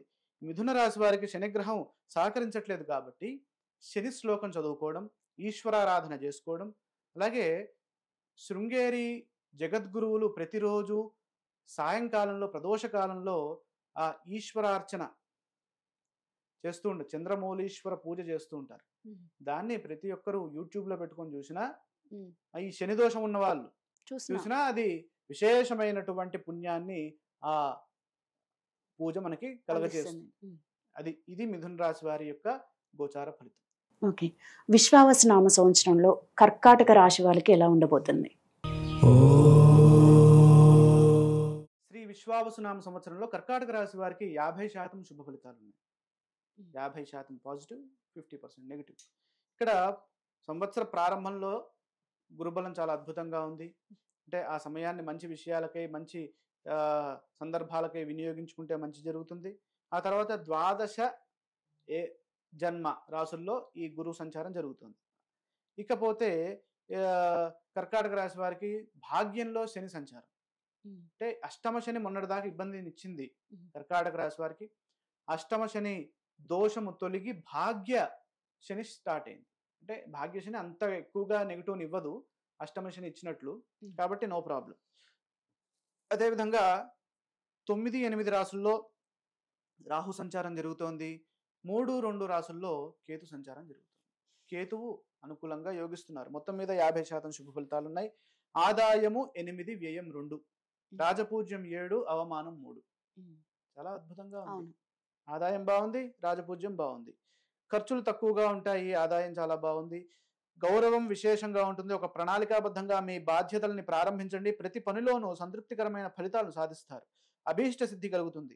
సంవత్సరం పూర్వార్ధంలో ఏకాదశ బృహస్పతి శుభ ఫలితాన్ని ప్రసాదిస్తున్నారు. బంగారు భవిష్యత్తుకు సాధించడానికై ఇది సరైన కాలము. అంటే ఎప్పుడైతే గురుబలం ఉంటుందో ఆ సమయంలోనే వివాహ ప్రయత్నాలు, వివాహం కాని వారు ఉంటారు, అయ్యా నాకు ఈ సంవత్సరం వివాహ యోగ్యత ఉన్నదా అని అడుగుతారు. అది ఎప్పటి వరకు ఉంది? మే 14 వరకు ఉంది ఈ కర్కాటక రాశి వారికి. ఈ లోపు బాగా బలమైన ప్రయత్నాలు చేయాలి. అదేవిధంగా విద్యలో బాగా రాణించాలా, ఈ 14 లోపు బాగా చదువుకోవాలి, దీన్ని కంటిన్యూ చేయాలి. అంటే ఇప్పుడు ఏదైతే ఫస్ట్ డే స్టార్ట్ చేసామో ఆ డిటర్మినేషన్ అనేది లక్ష్యం చేరేంత వరకు ఉండాలి. తర్వాత వచ్చిన ప్రతి అవకాశాన్ని సద్వినియోగం చేసుకోండి. ఈ సంవత్సరము ఏం సాధించాలో అందుకు అవసరమైన ప్రణాళికలను సిద్ధం చేయండి. మే 14 తరువాత గురుబలం తగ్గుతోంది. ప్రతి పనిలో ఏకాగ్రతను పెంచాలి. ఎట్టి పరిస్థితుల్లో పనుల్లో అశ్రద్ధ వద్దు. బాధ్యతాయుతంగా లక్ష్యాలను పూర్తి చేయండి. వృత్తిలో నైపుణ్యాన్ని ప్రదర్శించాలి. సమిష్టి కృషి విజయాన్ని ప్రసాదిస్తుంది. శని రాహువులు సహకరించట్లేదు. ఏ విషయాన్ని మనసుకు తీసుకోకండి. దగ్గర వారితో విభేదాలు లేకుండా శాంతంగా ముందుకు సాగండి. ఏకాగ్రతతో పనిచేస్తే నష్టాలను నివారించవచ్చు. ప్రయాణాల్లో జాగ్రత్తలు అవసరం. కేతువు తృతీయంలో సహకరిస్తారు, కానీ ఉత్తరార్ధంలో ఆర్థిక ఇబ్బందులు ఎదురవకుండా చూసుకోవాలి. తెలివిగా బుద్ధిబలంతో ఆలోచించి పని చేస్తే ఆర్థిక అభివృద్ధిని సాధించవచ్చు. అలాగే లక్ష్యాలను త్వరగా పూర్తి చేయవచ్చు. ఇక విద్యార్థుల విషయాన్ని చూస్తే, కర్కాటక రాశిలో ఉన్నటువంటి విద్యార్థుల విషయాన్ని చూస్తే, విద్యలో ఏకాగ్రతతో చదవండి, మంచి ఫలితాలు సాధిస్తారు. వృత్తిపరమైనటువంటి అభివృద్ధి ఉంటుంది. అంటే కుల వృత్తులు, సెల్ఫ్ ఎంప్లాయిడ్స్ ఉంటారు కదా, వాళ్ళందరికీ అనుకూలంగా ఉంది. తర్వాత ఆశయాలు నెరవేరుతాయి. ఇక ఉద్యోగపరంగా కొత్త అవకాశాలు వస్తాయి, పదోన్నతులు, ప్రమోషన్స్ ఉంటాయి. వ్యాపారంలో విజయాలు సాధిస్తారు, లాభం ఉంటుంది. ధనపరంగా చూస్తే ఆదాయం స్థిరంగా ఉంటుంది. కృషిని బట్టి ఆదాయం పెరుగుతుంది. ఎందుకు ఇక్కడ గ్రహబలం అంతగా సహకరించట్లేదు కదా. ఇక్కడ ఆదాయం మనకి 14 చూపిస్తున్నా, ఇక్కడ మనకి ఆదాయం ఎంత చూసాం? ఇందాక 8 చూసాం. ఆదాయం 8, ఏం 2 చూపిస్తున్నా. మనకి కృషి బాగా చేయాలి. తర్వాత కార్యసిద్ధి, ఆశించిన మేరకు విజయం లభిస్తుంది. కర్కాటక రాశి వారికి శని రాహు గ్రహాలు ఇబ్బంది కలిగిస్తున్నారు కాబట్టి అనుకూలమైన ఫలితాలకై శని రాహు శ్లోకాలు చదువుకోవడం ఉత్తమ ఫలితాన్ని ఇస్తుంది. శ్రీ విశ్వావసు నామ సంవత్సరంలో సింహరాశి వాళ్ళకి ఎలా ఉండబోతుంది? విశ్వావసు నామ సంవత్సరంలో సింహరాశి వారికి 25% శుభ ఫలితాలు ఉన్నాయి. 25% శుభ ఫలితాలు అంటే ఇక్కడ ప్రధానంగా చూస్తే, ఇక్కడ అష్టమ శని ఒకటి ప్రారంభమవుతోంది సింహరాశికి. అలాగే రాహుకేతులు ఛాయాగ్రహాలు, ఆ 2 గ్రహాలు సహకరించట్లేదు. కేవలము గురుగ్రహం ఒకటే సహకరిస్తుంది. మనం మొదట్లో చెప్పుకున్నాం, గురుబలం దైవబలం ఉంటే ఏది మనల్ని ఇబ్బంది ఇవ్వదు, ఇబ్బందిని చేయదు. కాబట్టి దైవబలం పరిపూర్ణంగా పొందుతున్నటువంటి సంవత్సరంగా సింహరాశి వారికి చెప్పొచ్చు. ఉమ్. ఆదాయము వ్యయ విషయాలు చూస్తే ఆదాయం 11, వ్యయం 11. సమానంగా ఉన్నాయి. అంటే ఎంత వస్తుందో, 1,00,000 వస్తే 1,00,000 పోతుంది. అవును. 10 లక్షలు వస్తే 10 లక్షలు పోతుంది. అట్లా పోకుండా వచ్చింది వచ్చినట్టుగా అత్యాశగా పోకుండా వచ్చింది దాచిపెట్టుకోవాలి. ఉమ్. అది. అలాగే రాజపూజ్యం 3, అవమానం 6. ఇక్కడ కూడా కొద్దిగా ఎక్కువ మంది వ్యతిరేకించే వాళ్ళు ఉన్నారు. అవమానించే వాళ్ళు ఉన్నారు. కాబట్టి నోరు మంచిదైతే ఊరు మంచిదవుతుంది. కాబట్టి దాన్ని దృష్టిలో పెట్టుకొని ముందుకు సాగాలి. సింహరాశి వారికి అదృష్ట యోగం 25% బాగుంది. ఆదాయం చాలా బాగుంది. ఆదాయానికి తగిన ఖర్చులు కూడా ఉంటాయి. కాబట్టి వచ్చిన ధనాన్ని కూడా మంచి పనులకై సద్వినియోగం చేసుకోవాలి. గృహ భూ వాహనాది అంశాలలో కలిసి వస్తుంది. చర స్థిరాస్తులు వృద్ధి చెందుతాయి. సంపాదన పెరుగుతుంది. రాజపూజ్యం కంటే అవమానం అధికంగా ఉంది. కాబట్టి వివాదాలకు దూరంగా ఉంటూ శాంతంగా సంభాషిస్తూ లక్ష్యాలను పూర్తి చేసుకోవాలి. సంవత్సర ప్రారంభంలో గురుబలం తక్కువగా ఉన్న మే 14 నుండి ఏకాదశ స్థానంలో గురువు మంచి విజయాన్ని ప్రసాదిస్తారు. సంతానపరంగా శుభ ఫలితాలు, నూతన కృషి లాభాలు, గౌరవము లభిస్తాయి. అక్టోబర్ 18 నుండి డిసెంబర్ 5 వరకు ఏకాగ్రతతో పనిచేయండి. ఆస్తి విషయాల్లో జాగ్రత్తగా ఉండండి. సింహరాశి వారికి అష్టమ శని మొదలైంది. శని అష్టమ స్థానంలో ఉన్నప్పుడు సంతానపరంగా, స్నేహపరంగా జాగ్రత్తగా ఉండాలి. ఏ విషయాన్ని లోతుగా ఆలోచించి మానసిక ఒత్తిడికి గురి కావద్దు. మరియు ఆరోగ్యాన్ని కాపాడుకోవాలి. సమయానికి నిద్రాహారాలు తీసుకోవాలి. రాహుకేతువులు సహకరించట్లేదు. ఆలోచనాపరంగా జాగ్రత్తలు తీసుకోవాలి. ధన నష్టం కలగకుండా చూసుకోవాలి. రాహుకేతువులు దేని మీద ప్రభావం చూపుతారు? మనస్సు. అవి సైకలాజికల్ గా రిజల్ట్స్ ఇచ్చేటటువంటి ప్లానెట్స్. కాబట్టి అవి బాగాలేనప్పుడు మనము సైకాలజీని జాగ్రత్తగా కాపాడుకోవాలి. మెంటల్ హెల్త్ అనేది ఇంపార్టెంట్. మెంటల్ హెల్త్ బాగా ఉంటే మనం ఏదైనా సాధించవచ్చు. మెంటల్ హెల్త్ బాగుండాలంటే మెడిటేషన్ చేయాలి. మెడిటేషన్ అంటే ధ్యానం. తర్వాత సింహరాశి వారికి అదృష్ట యోగంతో పాటుగా 25% అని చూసాము. ఇక్కడ విద్యా విషయంలో సింహరాశి వారికి విద్యార్థులు ఎట్లా ఉంది? సింహరాశి వారికి అంటే సూపర్ గా ఉంది. ఎందుకంటే లాభంలో ఉందిగా గురువు. ఏ చదువు చదివితే ఆ చదువులో గొప్పగా రాణిస్తారు. నాకు ఉన్నత విద్యాయోగం ఉందా అని అడుగుతారు కొంతమంది. వారందరికీ గొప్ప శుభకాలంగా చెప్పచ్చు. అలాగే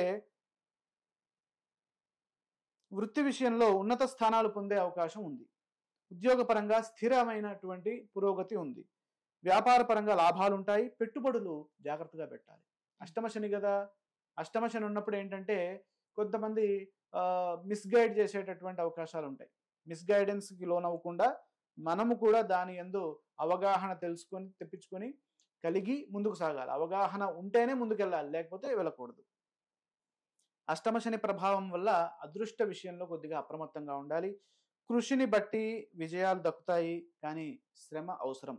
సింహరాశి వారికి శని, రాహుకేతు గ్రహాలు సహకరించట్లేదు కాబట్టి అనుకూల ఫలితాలకై శని, రాహు, కేతు ధ్యాన శ్లోకాలు చదువుకోవడం ద్వారాగా విశ్వావసునామ సంవత్సరంలో సింహరాశి వారికి విశ్వావసు అంటే ధనపరంగా, ఆర్థిక పరంగా సంపద పెరిగి మేలైనటువంటి సుభిక్షము, ఆరోగ్యము సిద్ధిస్తాయి. శ్రీ విశ్వావసునామ సంవత్సరంలో కన్యా రాశి వాళ్ళకి ఎలా ఉండబోతుంది? శ్రీ విశ్వావసునామ సంవత్సరంలో కన్యా రాశి వారికి విశేషమైనటువంటి దైవ బలము, అలాగే విశేషమైనటువంటి ఆదాయ రాజపూజ్యాలు అనుకూలంగా ఉన్నాయి. అంటే 100% కన్యా రాశి వారికి పట్టిందల్లా బంగారంగా ఉంది. అంటే ఈ సంవత్సరము కన్యా రాశి నామ సంవత్సరంగా చెప్పచ్చు. అంటే వారు ఏ పని చేస్తే ఆ పనిలో గొప్ప ఫలితాలు సిద్ధిస్తాయి. కన్యా రాశి వారికి అదృష్ట యోగం 100% బాగుంది. కారణం ఏంటి? కారణం తెలుసుకోవాలి మనం. 9లో భాగ్య బృహస్పతి యోగం ఉత్తరార్ధంలో అనుకూలంగా ఉంది. మే 14 వరకు. మే 14 నుండి అక్టోబర్ మధ్య వరకు గురువు అనుకూలించకపోయినా లాభంలో ఆయన యోగిస్తున్నారు అక్టోబర్ నుంచి డిసెంబర్ వరకు. అది చాలా విశేషమైనటువంటి కాలము. 12 సంవత్సరాలకి ఒకసారి మాత్రమే వచ్చేటటువంటి స్థితి దేవగురువైనటువంటి బృహస్పతి లాభంలో ఉచ్చరాశిలో ఉండడం. ఏకాదశ స్థా సర్వే గ్రహాః శుభఫలప్రదాః. ఏ గ్రహము అయినా లాభంలో ఉంటే గొప్ప ఫలితాన్ని ఇస్తుంది. అలాంటిది ఇంకా ఉచ్చులో ఉంటే ఇంకా ఎక్కువ విశేషమైనటువంటి ఉత్తుచ్చ అంటే గొప్ప ఫలితాలను ఇస్తుంది అని దాని యొక్క సారాంశం. ఇక్కడ కన్యారాశి వారికి 100% బాగుంది. బ్రహ్మాండమైన ఆదాయం ఉన్నది. ఖర్చులు చాలా అత్యల్పంగా ఉన్నాయి. ఖర్చులెంత? 2 మాత్రమే. ఆదాయం 14, 2 ఖర్చు. రాజపూజ్యం 6, అవమానం 6. అది పెద్దగా ఇబ్బంది లేదు. కాబట్టి అద్భుతమైనటువంటి లాభాలు గడించడానికి ఈ సంవత్సరం ఎంతగానో సహకరిస్తుంది. వచ్చిన ధనాన్ని భవిష్యత్తు అవసరాలకు వినియోగించుకునే విధంగా సద్వినియోగం చేసుకోవాలి. రాజపూజ్యము, అవమానాలు సమానంగా ఉన్నప్పుడు కీర్తి ప్రతిష్టలు అనుకూలంగా ఉంటాయి. దాన్ని కాపాడుకోవాలి. సమాజంలో మన గౌరవ మర్యాదల్ని కాపాడుకుంటూ ముందుకు సాగాలి. భాగ్య బృహస్పతి యోగము సకల శుభాన్ని, తర్వాత సౌభాగ్య సిద్ధిని ప్రసాదిస్తుంది. స్వల్ప ప్రయత్నంతోనే విజయాలను సాధిస్తారు. మంచి ఫలితాలు సాధించడానికి అవకాశాలు కలిసి వస్తాయి.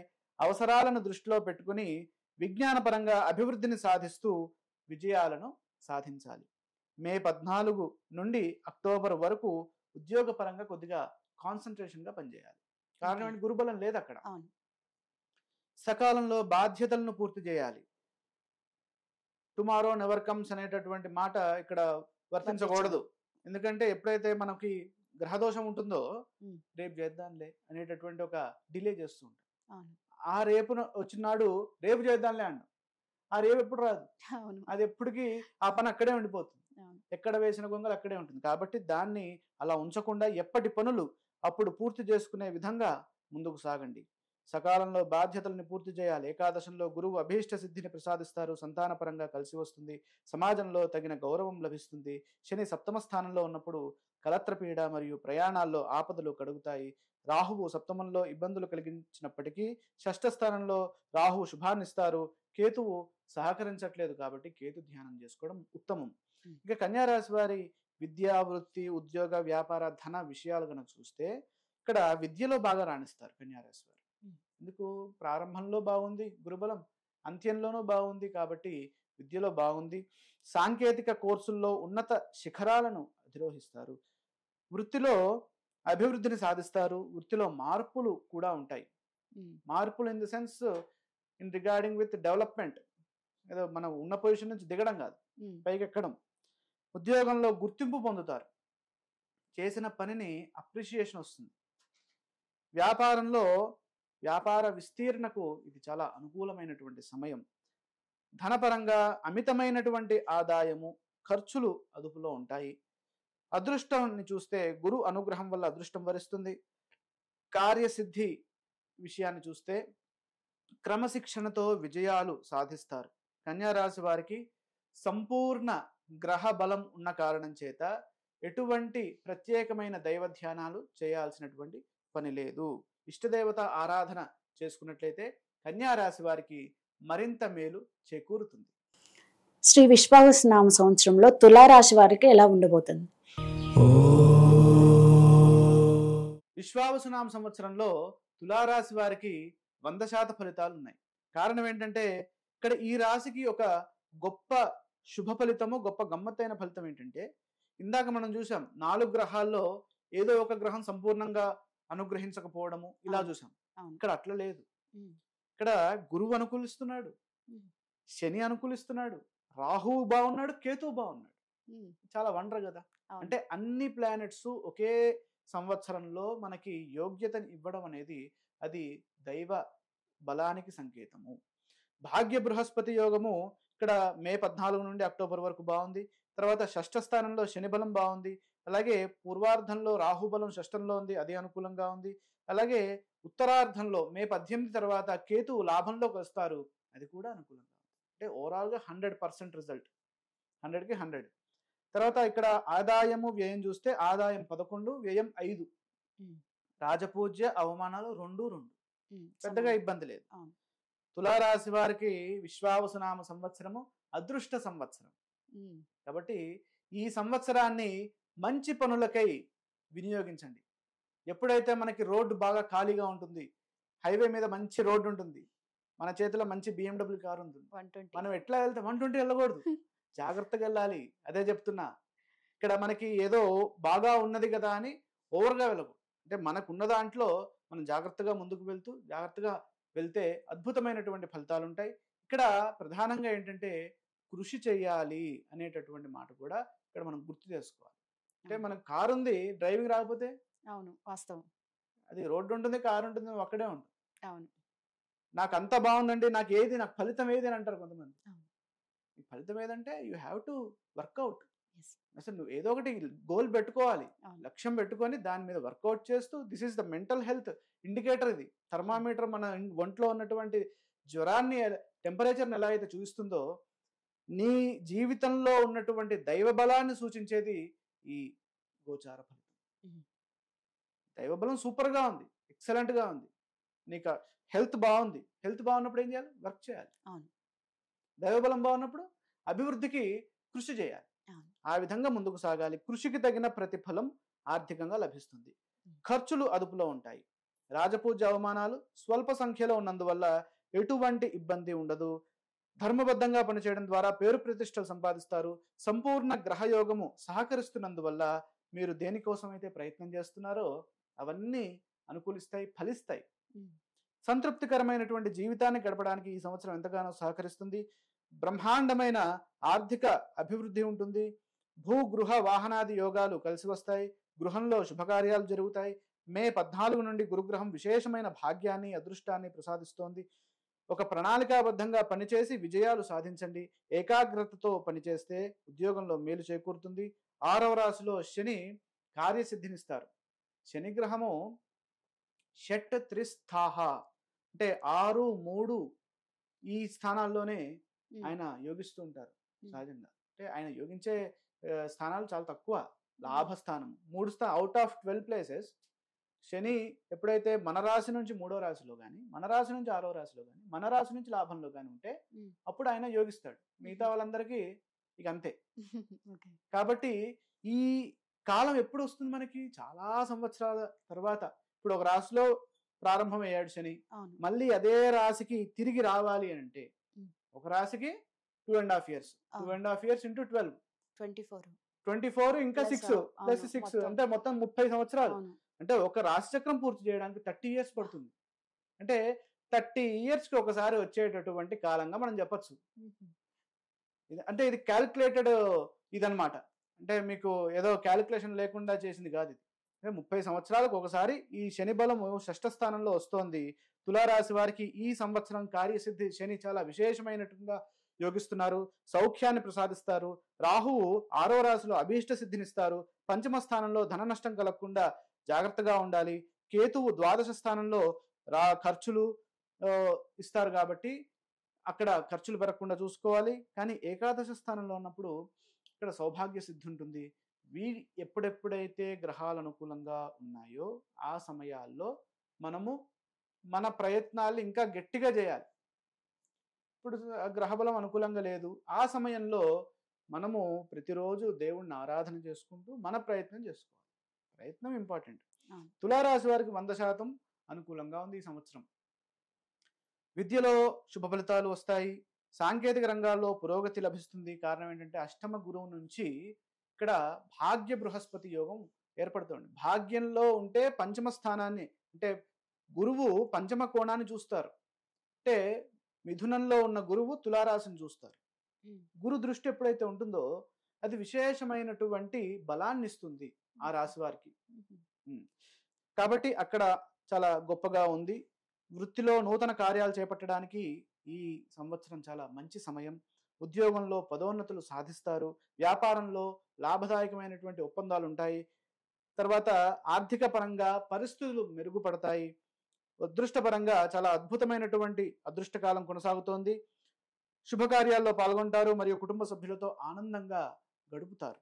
కార్యసిద్ధి విషయాన్ని చూస్తే శత్రువులపై విజయాలు సాధిస్తారు. శత్రువులు అంటే ఏంటి? ఏదో బయట శత్రువులు కాదు, మనలో కూడా ఉన్నారు శత్రువులు. 6 రకాల శత్రువులు, అరిషడ్ వర్గాలు: కామ, క్రోధ, లోభ, మోహ, మద, మాత్సర్య.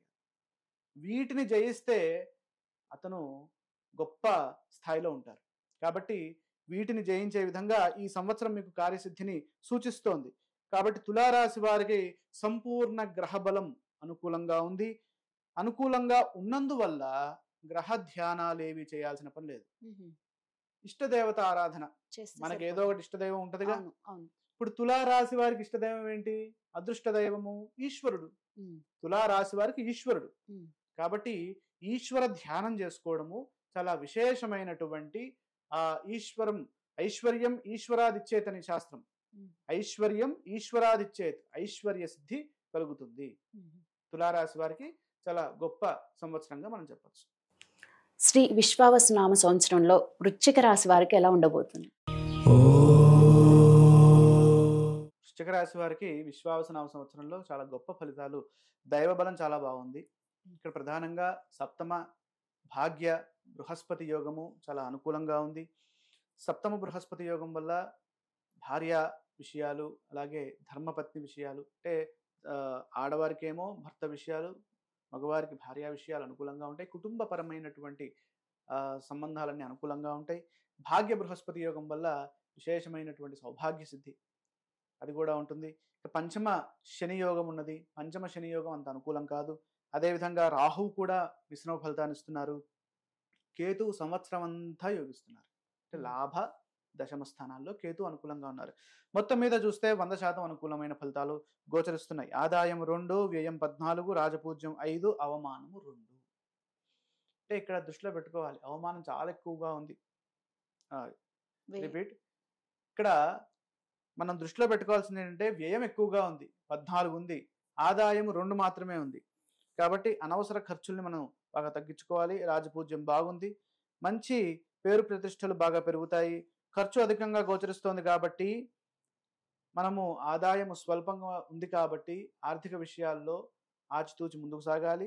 అయినప్పటికీ గ్రహబలం పూర్తిగా సహకరిస్తున్నందువల్ల అదృష్టయోగం ఉంది. అనవసరమైన ఖర్చులు చేసి ఆర్థిక ఇబ్బందులు గురి కాకుండా శుభప్రదమైన గ్రహబలం ఉన్నది కాబట్టి ధనాన్ని పొదుపు చేసుకోవాలి. రాజపూజ్యం చాలా బాగుంది, అవమానం చాలా అల్పంగా ఉన్నది కాబట్టి సమాజంలో తగినంత గుర్తింపు, పేరు ప్రతిష్టలు సంపాదిస్తారు. సప్తమ బృహస్పతి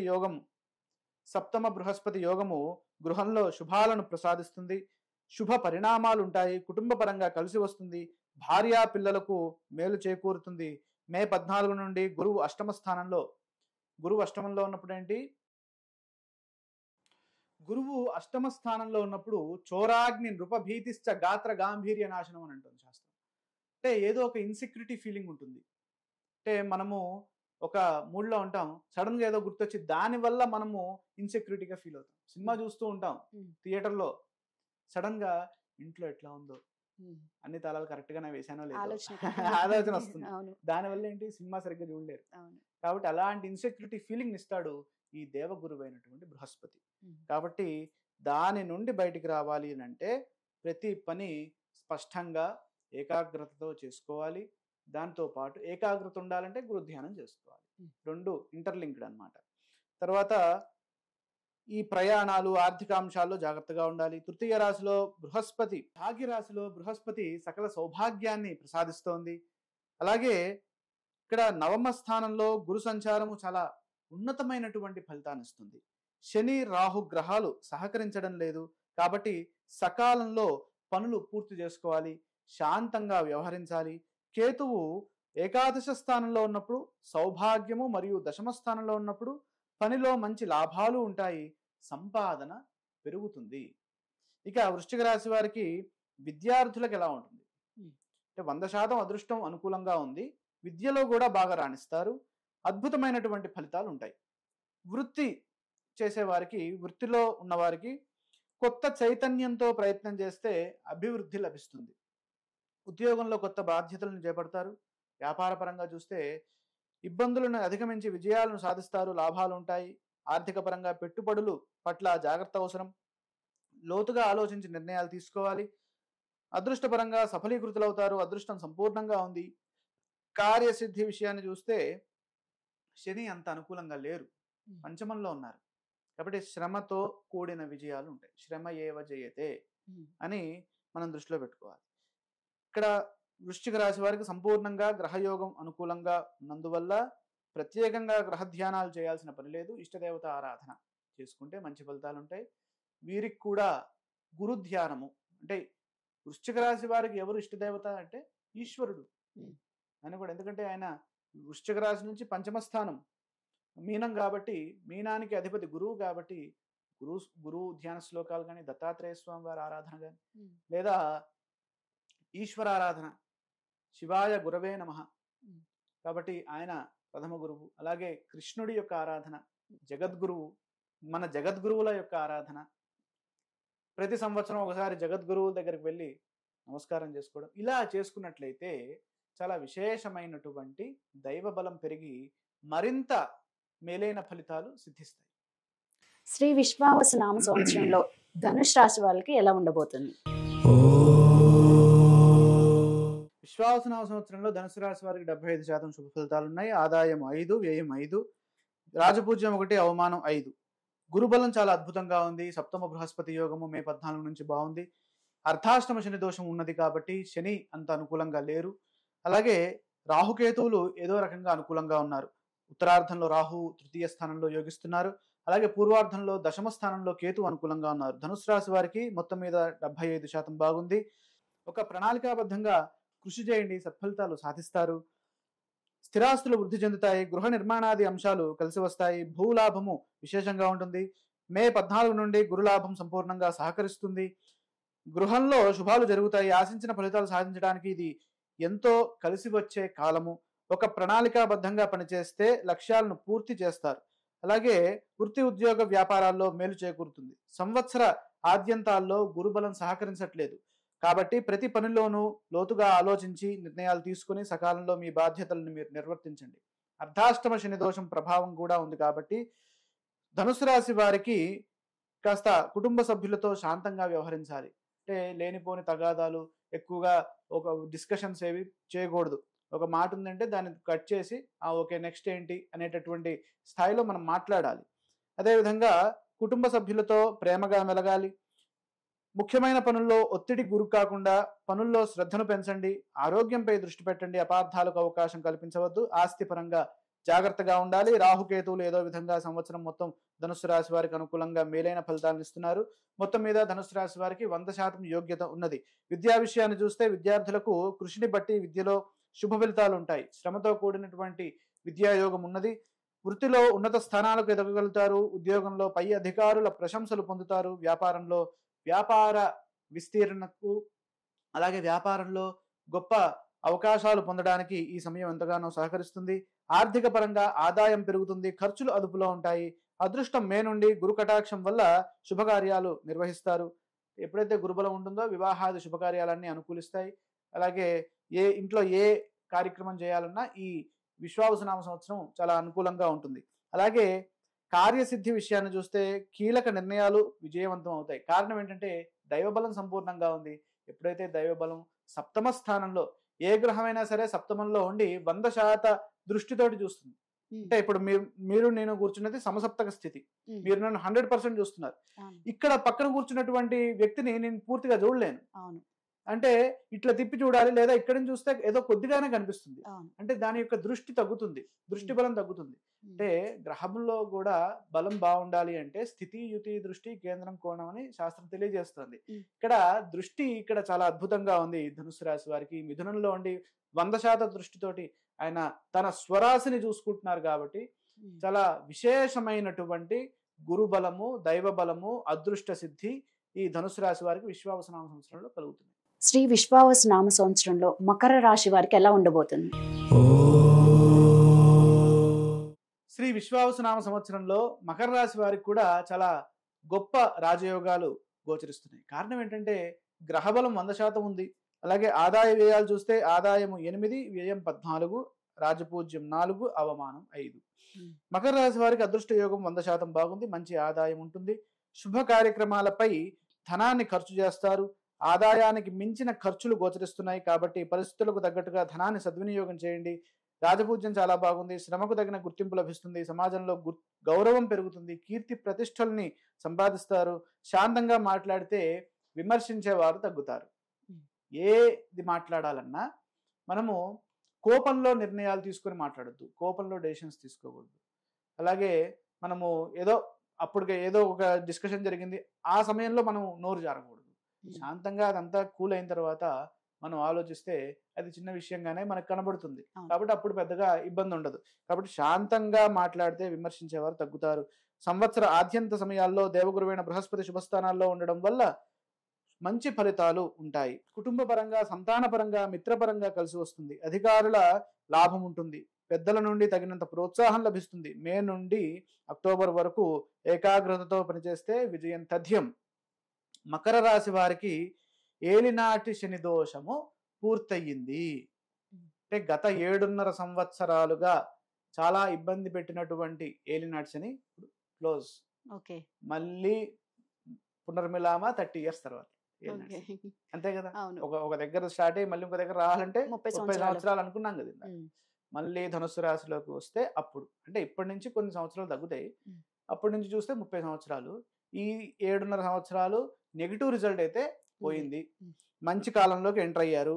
ఎంటర్ అవడంతో తృతీయ రాశిలో అంటే 30 సంవత్సరాలకు ఒకసారి వచ్చేటటువంటి శని బలము ఇప్పుడు వీరికి లభిస్తోంది.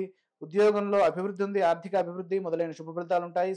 రాహువు సంవత్సర ప్రారంభంలో కొంత సహకరిస్తున్నప్పటికీ రాహుకేతులు కొద్దిగా ఇబ్బంది కలిగిస్తారు. రాహుకేతువు శ్లోకాలు చదువుకోవడం ద్వారాగా మేలు జరుగుతుంది. తృతీయ స్థానంలో ఉన్నప్పుడు సౌఖ్యము, కానీ ద్వితీయంలో ఉన్నప్పుడు ధన నష్టాన్ని ఇస్తారు. కాబట్టి ఆర్థికంగా ఖర్చులు కాకుండా చూసుకోవాలి. ఇక విద్యా విషయంలో చూస్తే ఏకాగ్రతతో ప్రయత్నం చేయండి, ఆశించిన విజయం లభిస్తుంది. కారణం మే నుంచి గురుబలం తగ్గుతోంది. అలాగే వృత్తి ఉద్యోగ వ్యాపారాల్లో చూస్తే వృత్తిలో క్రమశిక్షణతో పనిచేస్తే అభివృద్ధి ఉంటుంది. ఉద్యోగంలో స్థిరమైన శుభ ఫలితాలు ఉంటాయి. వ్యాపారంలో బాగా రాణిస్తారు. బాగా కృషి చేయండి, గొప్ప లాభాలు ఉంటాయి. అలాగే ఆర్థిక పరంగా మంచి ధనయోగం ఉన్నది, ఆర్థిక అభివృద్ధి బాగుంటుంది. దైవ బలము సదా కాపాడుతోంది వీరిని. కారణం సంవత్సర ఆద్యంత సమయాల్లో అనుకూలమైనటువంటి గురుబలం ఉంది. అలాగే కార్యసిద్ధి విషయాల్లో సమయపాలనతో విజయాలని సాధిస్తారు. ఇక మకర రాశి వారికి సంపూర్ణంగా గ్రహబలం ఉంది కాబట్టి ప్రత్యేకమైనటువంటి గ్రహ ధ్యానాలు ఏమి చేయాల్సిన పని లేదు. ఇక్కడ ఈ సంవత్సరం అంతా శ్రేయోదాయకంగానే ఫలితాలు ఉన్నాయి. ఈ సంవత్సరం ఇష్టదేవత ఆరాధన చేసుకోవడం ద్వారాగా మేలైన ఫలితాలు సిద్ధిస్తాయి. వీరికి ఇష్టదేవత లక్ష్మీదేవి. లక్ష్మీదేవి. ఎందుకంటే పంచమ స్థానం మకరం నుంచి పంచమం ఏమవుతుంది, వృషభం అవుతుంది.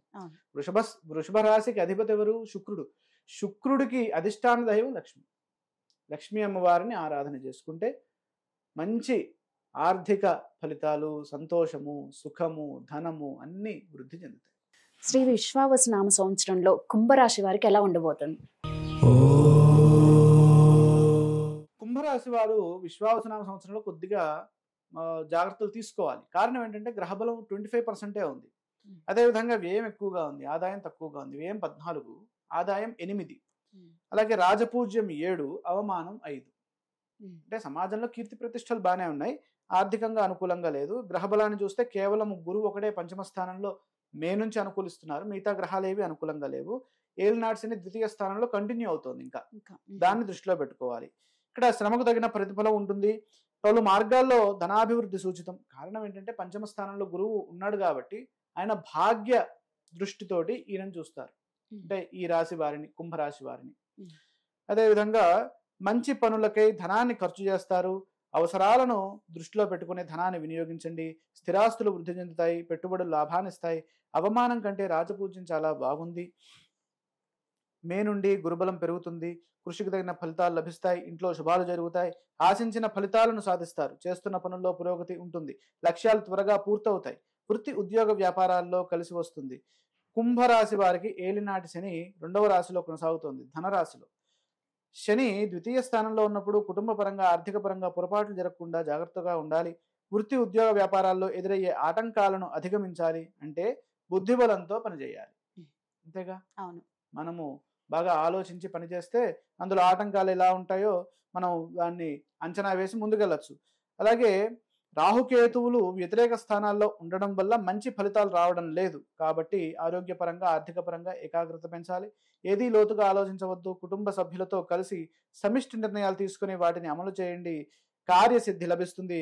భవిష్యత్తు శుభదాయకంగా ఉంటుంది. ఈ రాశి వారికి విద్యా, వృత్తి, ఉద్యోగ, వ్యాపార విషయాలు చూస్తే విద్యలో బాగా శ్రద్ధతో చదివితే తప్పనిసరిగా విజయం లభిస్తుంది. కారణం ఏంటి, ఒక పక్క ఏలినాటి శని కూడా ఉంది కాబట్టి. అలాగే పంచమ బృహస్పతి యోగం బాగానే ఉన్నప్పటికీ ఏలినాటి శని ఇక్కడ మనకి ఇబ్బందిని ఇస్తోంది కాబట్టి శ్రద్ధ, ఏకాగ్రత అవసరం. వృత్తిలో క్రియాశీలతతో ఉన్నత స్థానం లభిస్తుంది. ఉద్యోగంలో పదోన్నతులు లభిస్తాయి. వ్యాపార లాభాలున్నాయి. అలాగే ఆర్థిక పరంగా ఖర్చులు అధికమైనప్పటికీ ఆదాయం స్థిరంగా ఉంటుంది. శుభకార్య నిర్వహణ ఉంటుంది ఈ సంవత్సరం. వివాహం కాని వారికి వివాహ యోగ్యత ఈ సంవత్సరం ఏర్పడుతుంది మే 14 నుండి. కార్యసిద్ధి, ఆర్థిక వ్యవహారాల్లో విజయవంతం అవుతాయి. మొత్తం మీద ఈ కుంభరాశి వారికి ఈ శని మొత్తం మీద కుంభరాశి వారికి శని దోషం ఒకటి కనబడుతోంది. అలాగే రాహుకేతువులు కూడా అనుకూలంగా లేరు కాబట్టి శని రాహుకేతు ధ్యాన శ్లోకాలు చదువుకోవడం మేలైన శుభ ఫలితాల్ని ఇస్తుంది. ఓకే. శ్రీ విశ్వావసు నామ సంవత్సరంలో మీన రాశి వారికి ఎలా ఉండబోతుంది? విశ్వావసునామ సంవత్సరంలో చిట్ట చివరి రాశి అయినటువంటి మీనరాశి, ఇక్కడ వీరికి 50% శుభ ఫలితాలు ఉన్నాయి. గురువు కేతువు వీరు సంవత్సరం మొత్తంలో ఏదో ఒక కాలంలో వీళ్ళు అనుకూలిస్తున్నారు. ఎక్కడంటే గురువేమో పంచమ స్థానంలో, అంటే ఆయన గురువు కర్కాటక రాశిలోకి ప్రవేశించిన తరువాత పంచమం అవుతుంది మీనానికి. కాబట్టి ఇది ఎప్పుడు స్టార్ట్ అవుతుంది?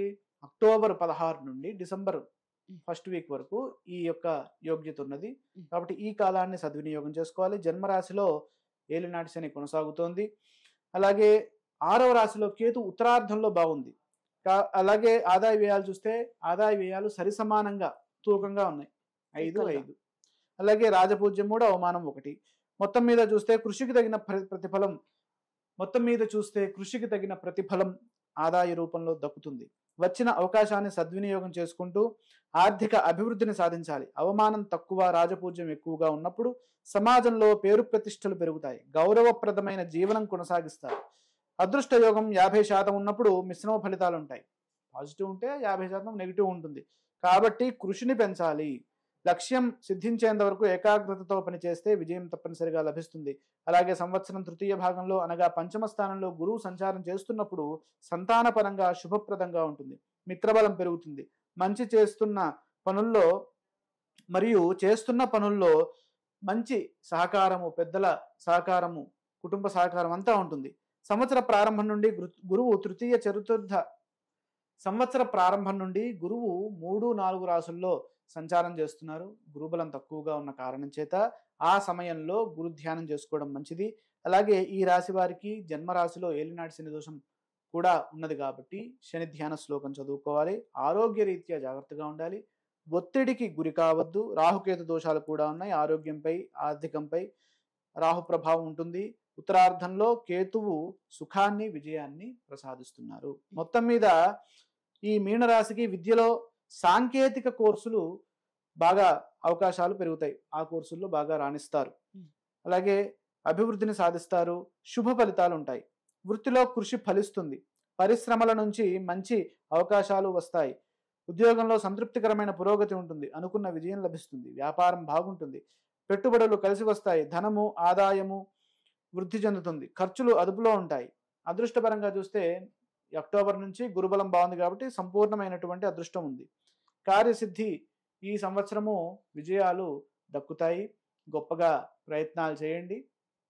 కారణం ఏంటంటే ఏలినాటి శని దోషం కూడా ఉంది కాబట్టి శని దోషం ఉన్నప్పుడు ఏమవుతుంది? శని బద్ధకానికి ప్రతీక. నిర్లక్ష్యం, అశ్రద్ధ, అజాగ్రత్త ఈ 3 వస్తాయి. నిర్లక్ష్యము ఏ విషయంపై అయితే వస్తుందో ఆ విషయం కొలాప్స్ అవుతుంది. అలాగే అశ్రద్ధ, ఆరోగ్యాన్ని అశ్రద్ధ చేశారు. రోజు పొద్దున్న వాకింగ్ చేయలేదు. అది కొన్నాళ్ళకి ఒక రూపంలో దారితీస్తుంది.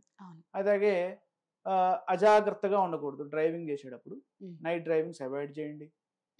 డ్రైవింగ్ చేసేటప్పుడు మన ప్రమేయం లేకుండా వెనక నుంచి వచ్చి ఒకడు కొట్టి సారీ చెప్పి వెళ్ళిపోతాడు. కాబట్టి దాని పెయిన్ మనం భరించాలి. కాబట్టి ఈ ఏలినాటి శనిలో అలాంటివి లేకుండా ఉండాలి అని అంటే శని శ్లోకాన్ని తప్పనిసరిగా ప్రతిరోజు 11 సార్లు చదువుకోవడం. అలాగే మీనరాశి వారికి ఇక్కడ దుర్గా ధ్యానము, ఈశ్వర ఆరాధన ఇవి చేసినట్లయితే విశేషమైనటువంటి కార్యసిద్ధి లభిస్తుంది. అందరికీ విశ్వావసునామ సంవత్సర ఉగాది శుభాకాంక్షలు. అందరూ ఆయురారోగ్య ఐశ్వర్యాలతో మంచి ఫలితాలు సాధించాలని కోరుకుంటూ స్వస్తి.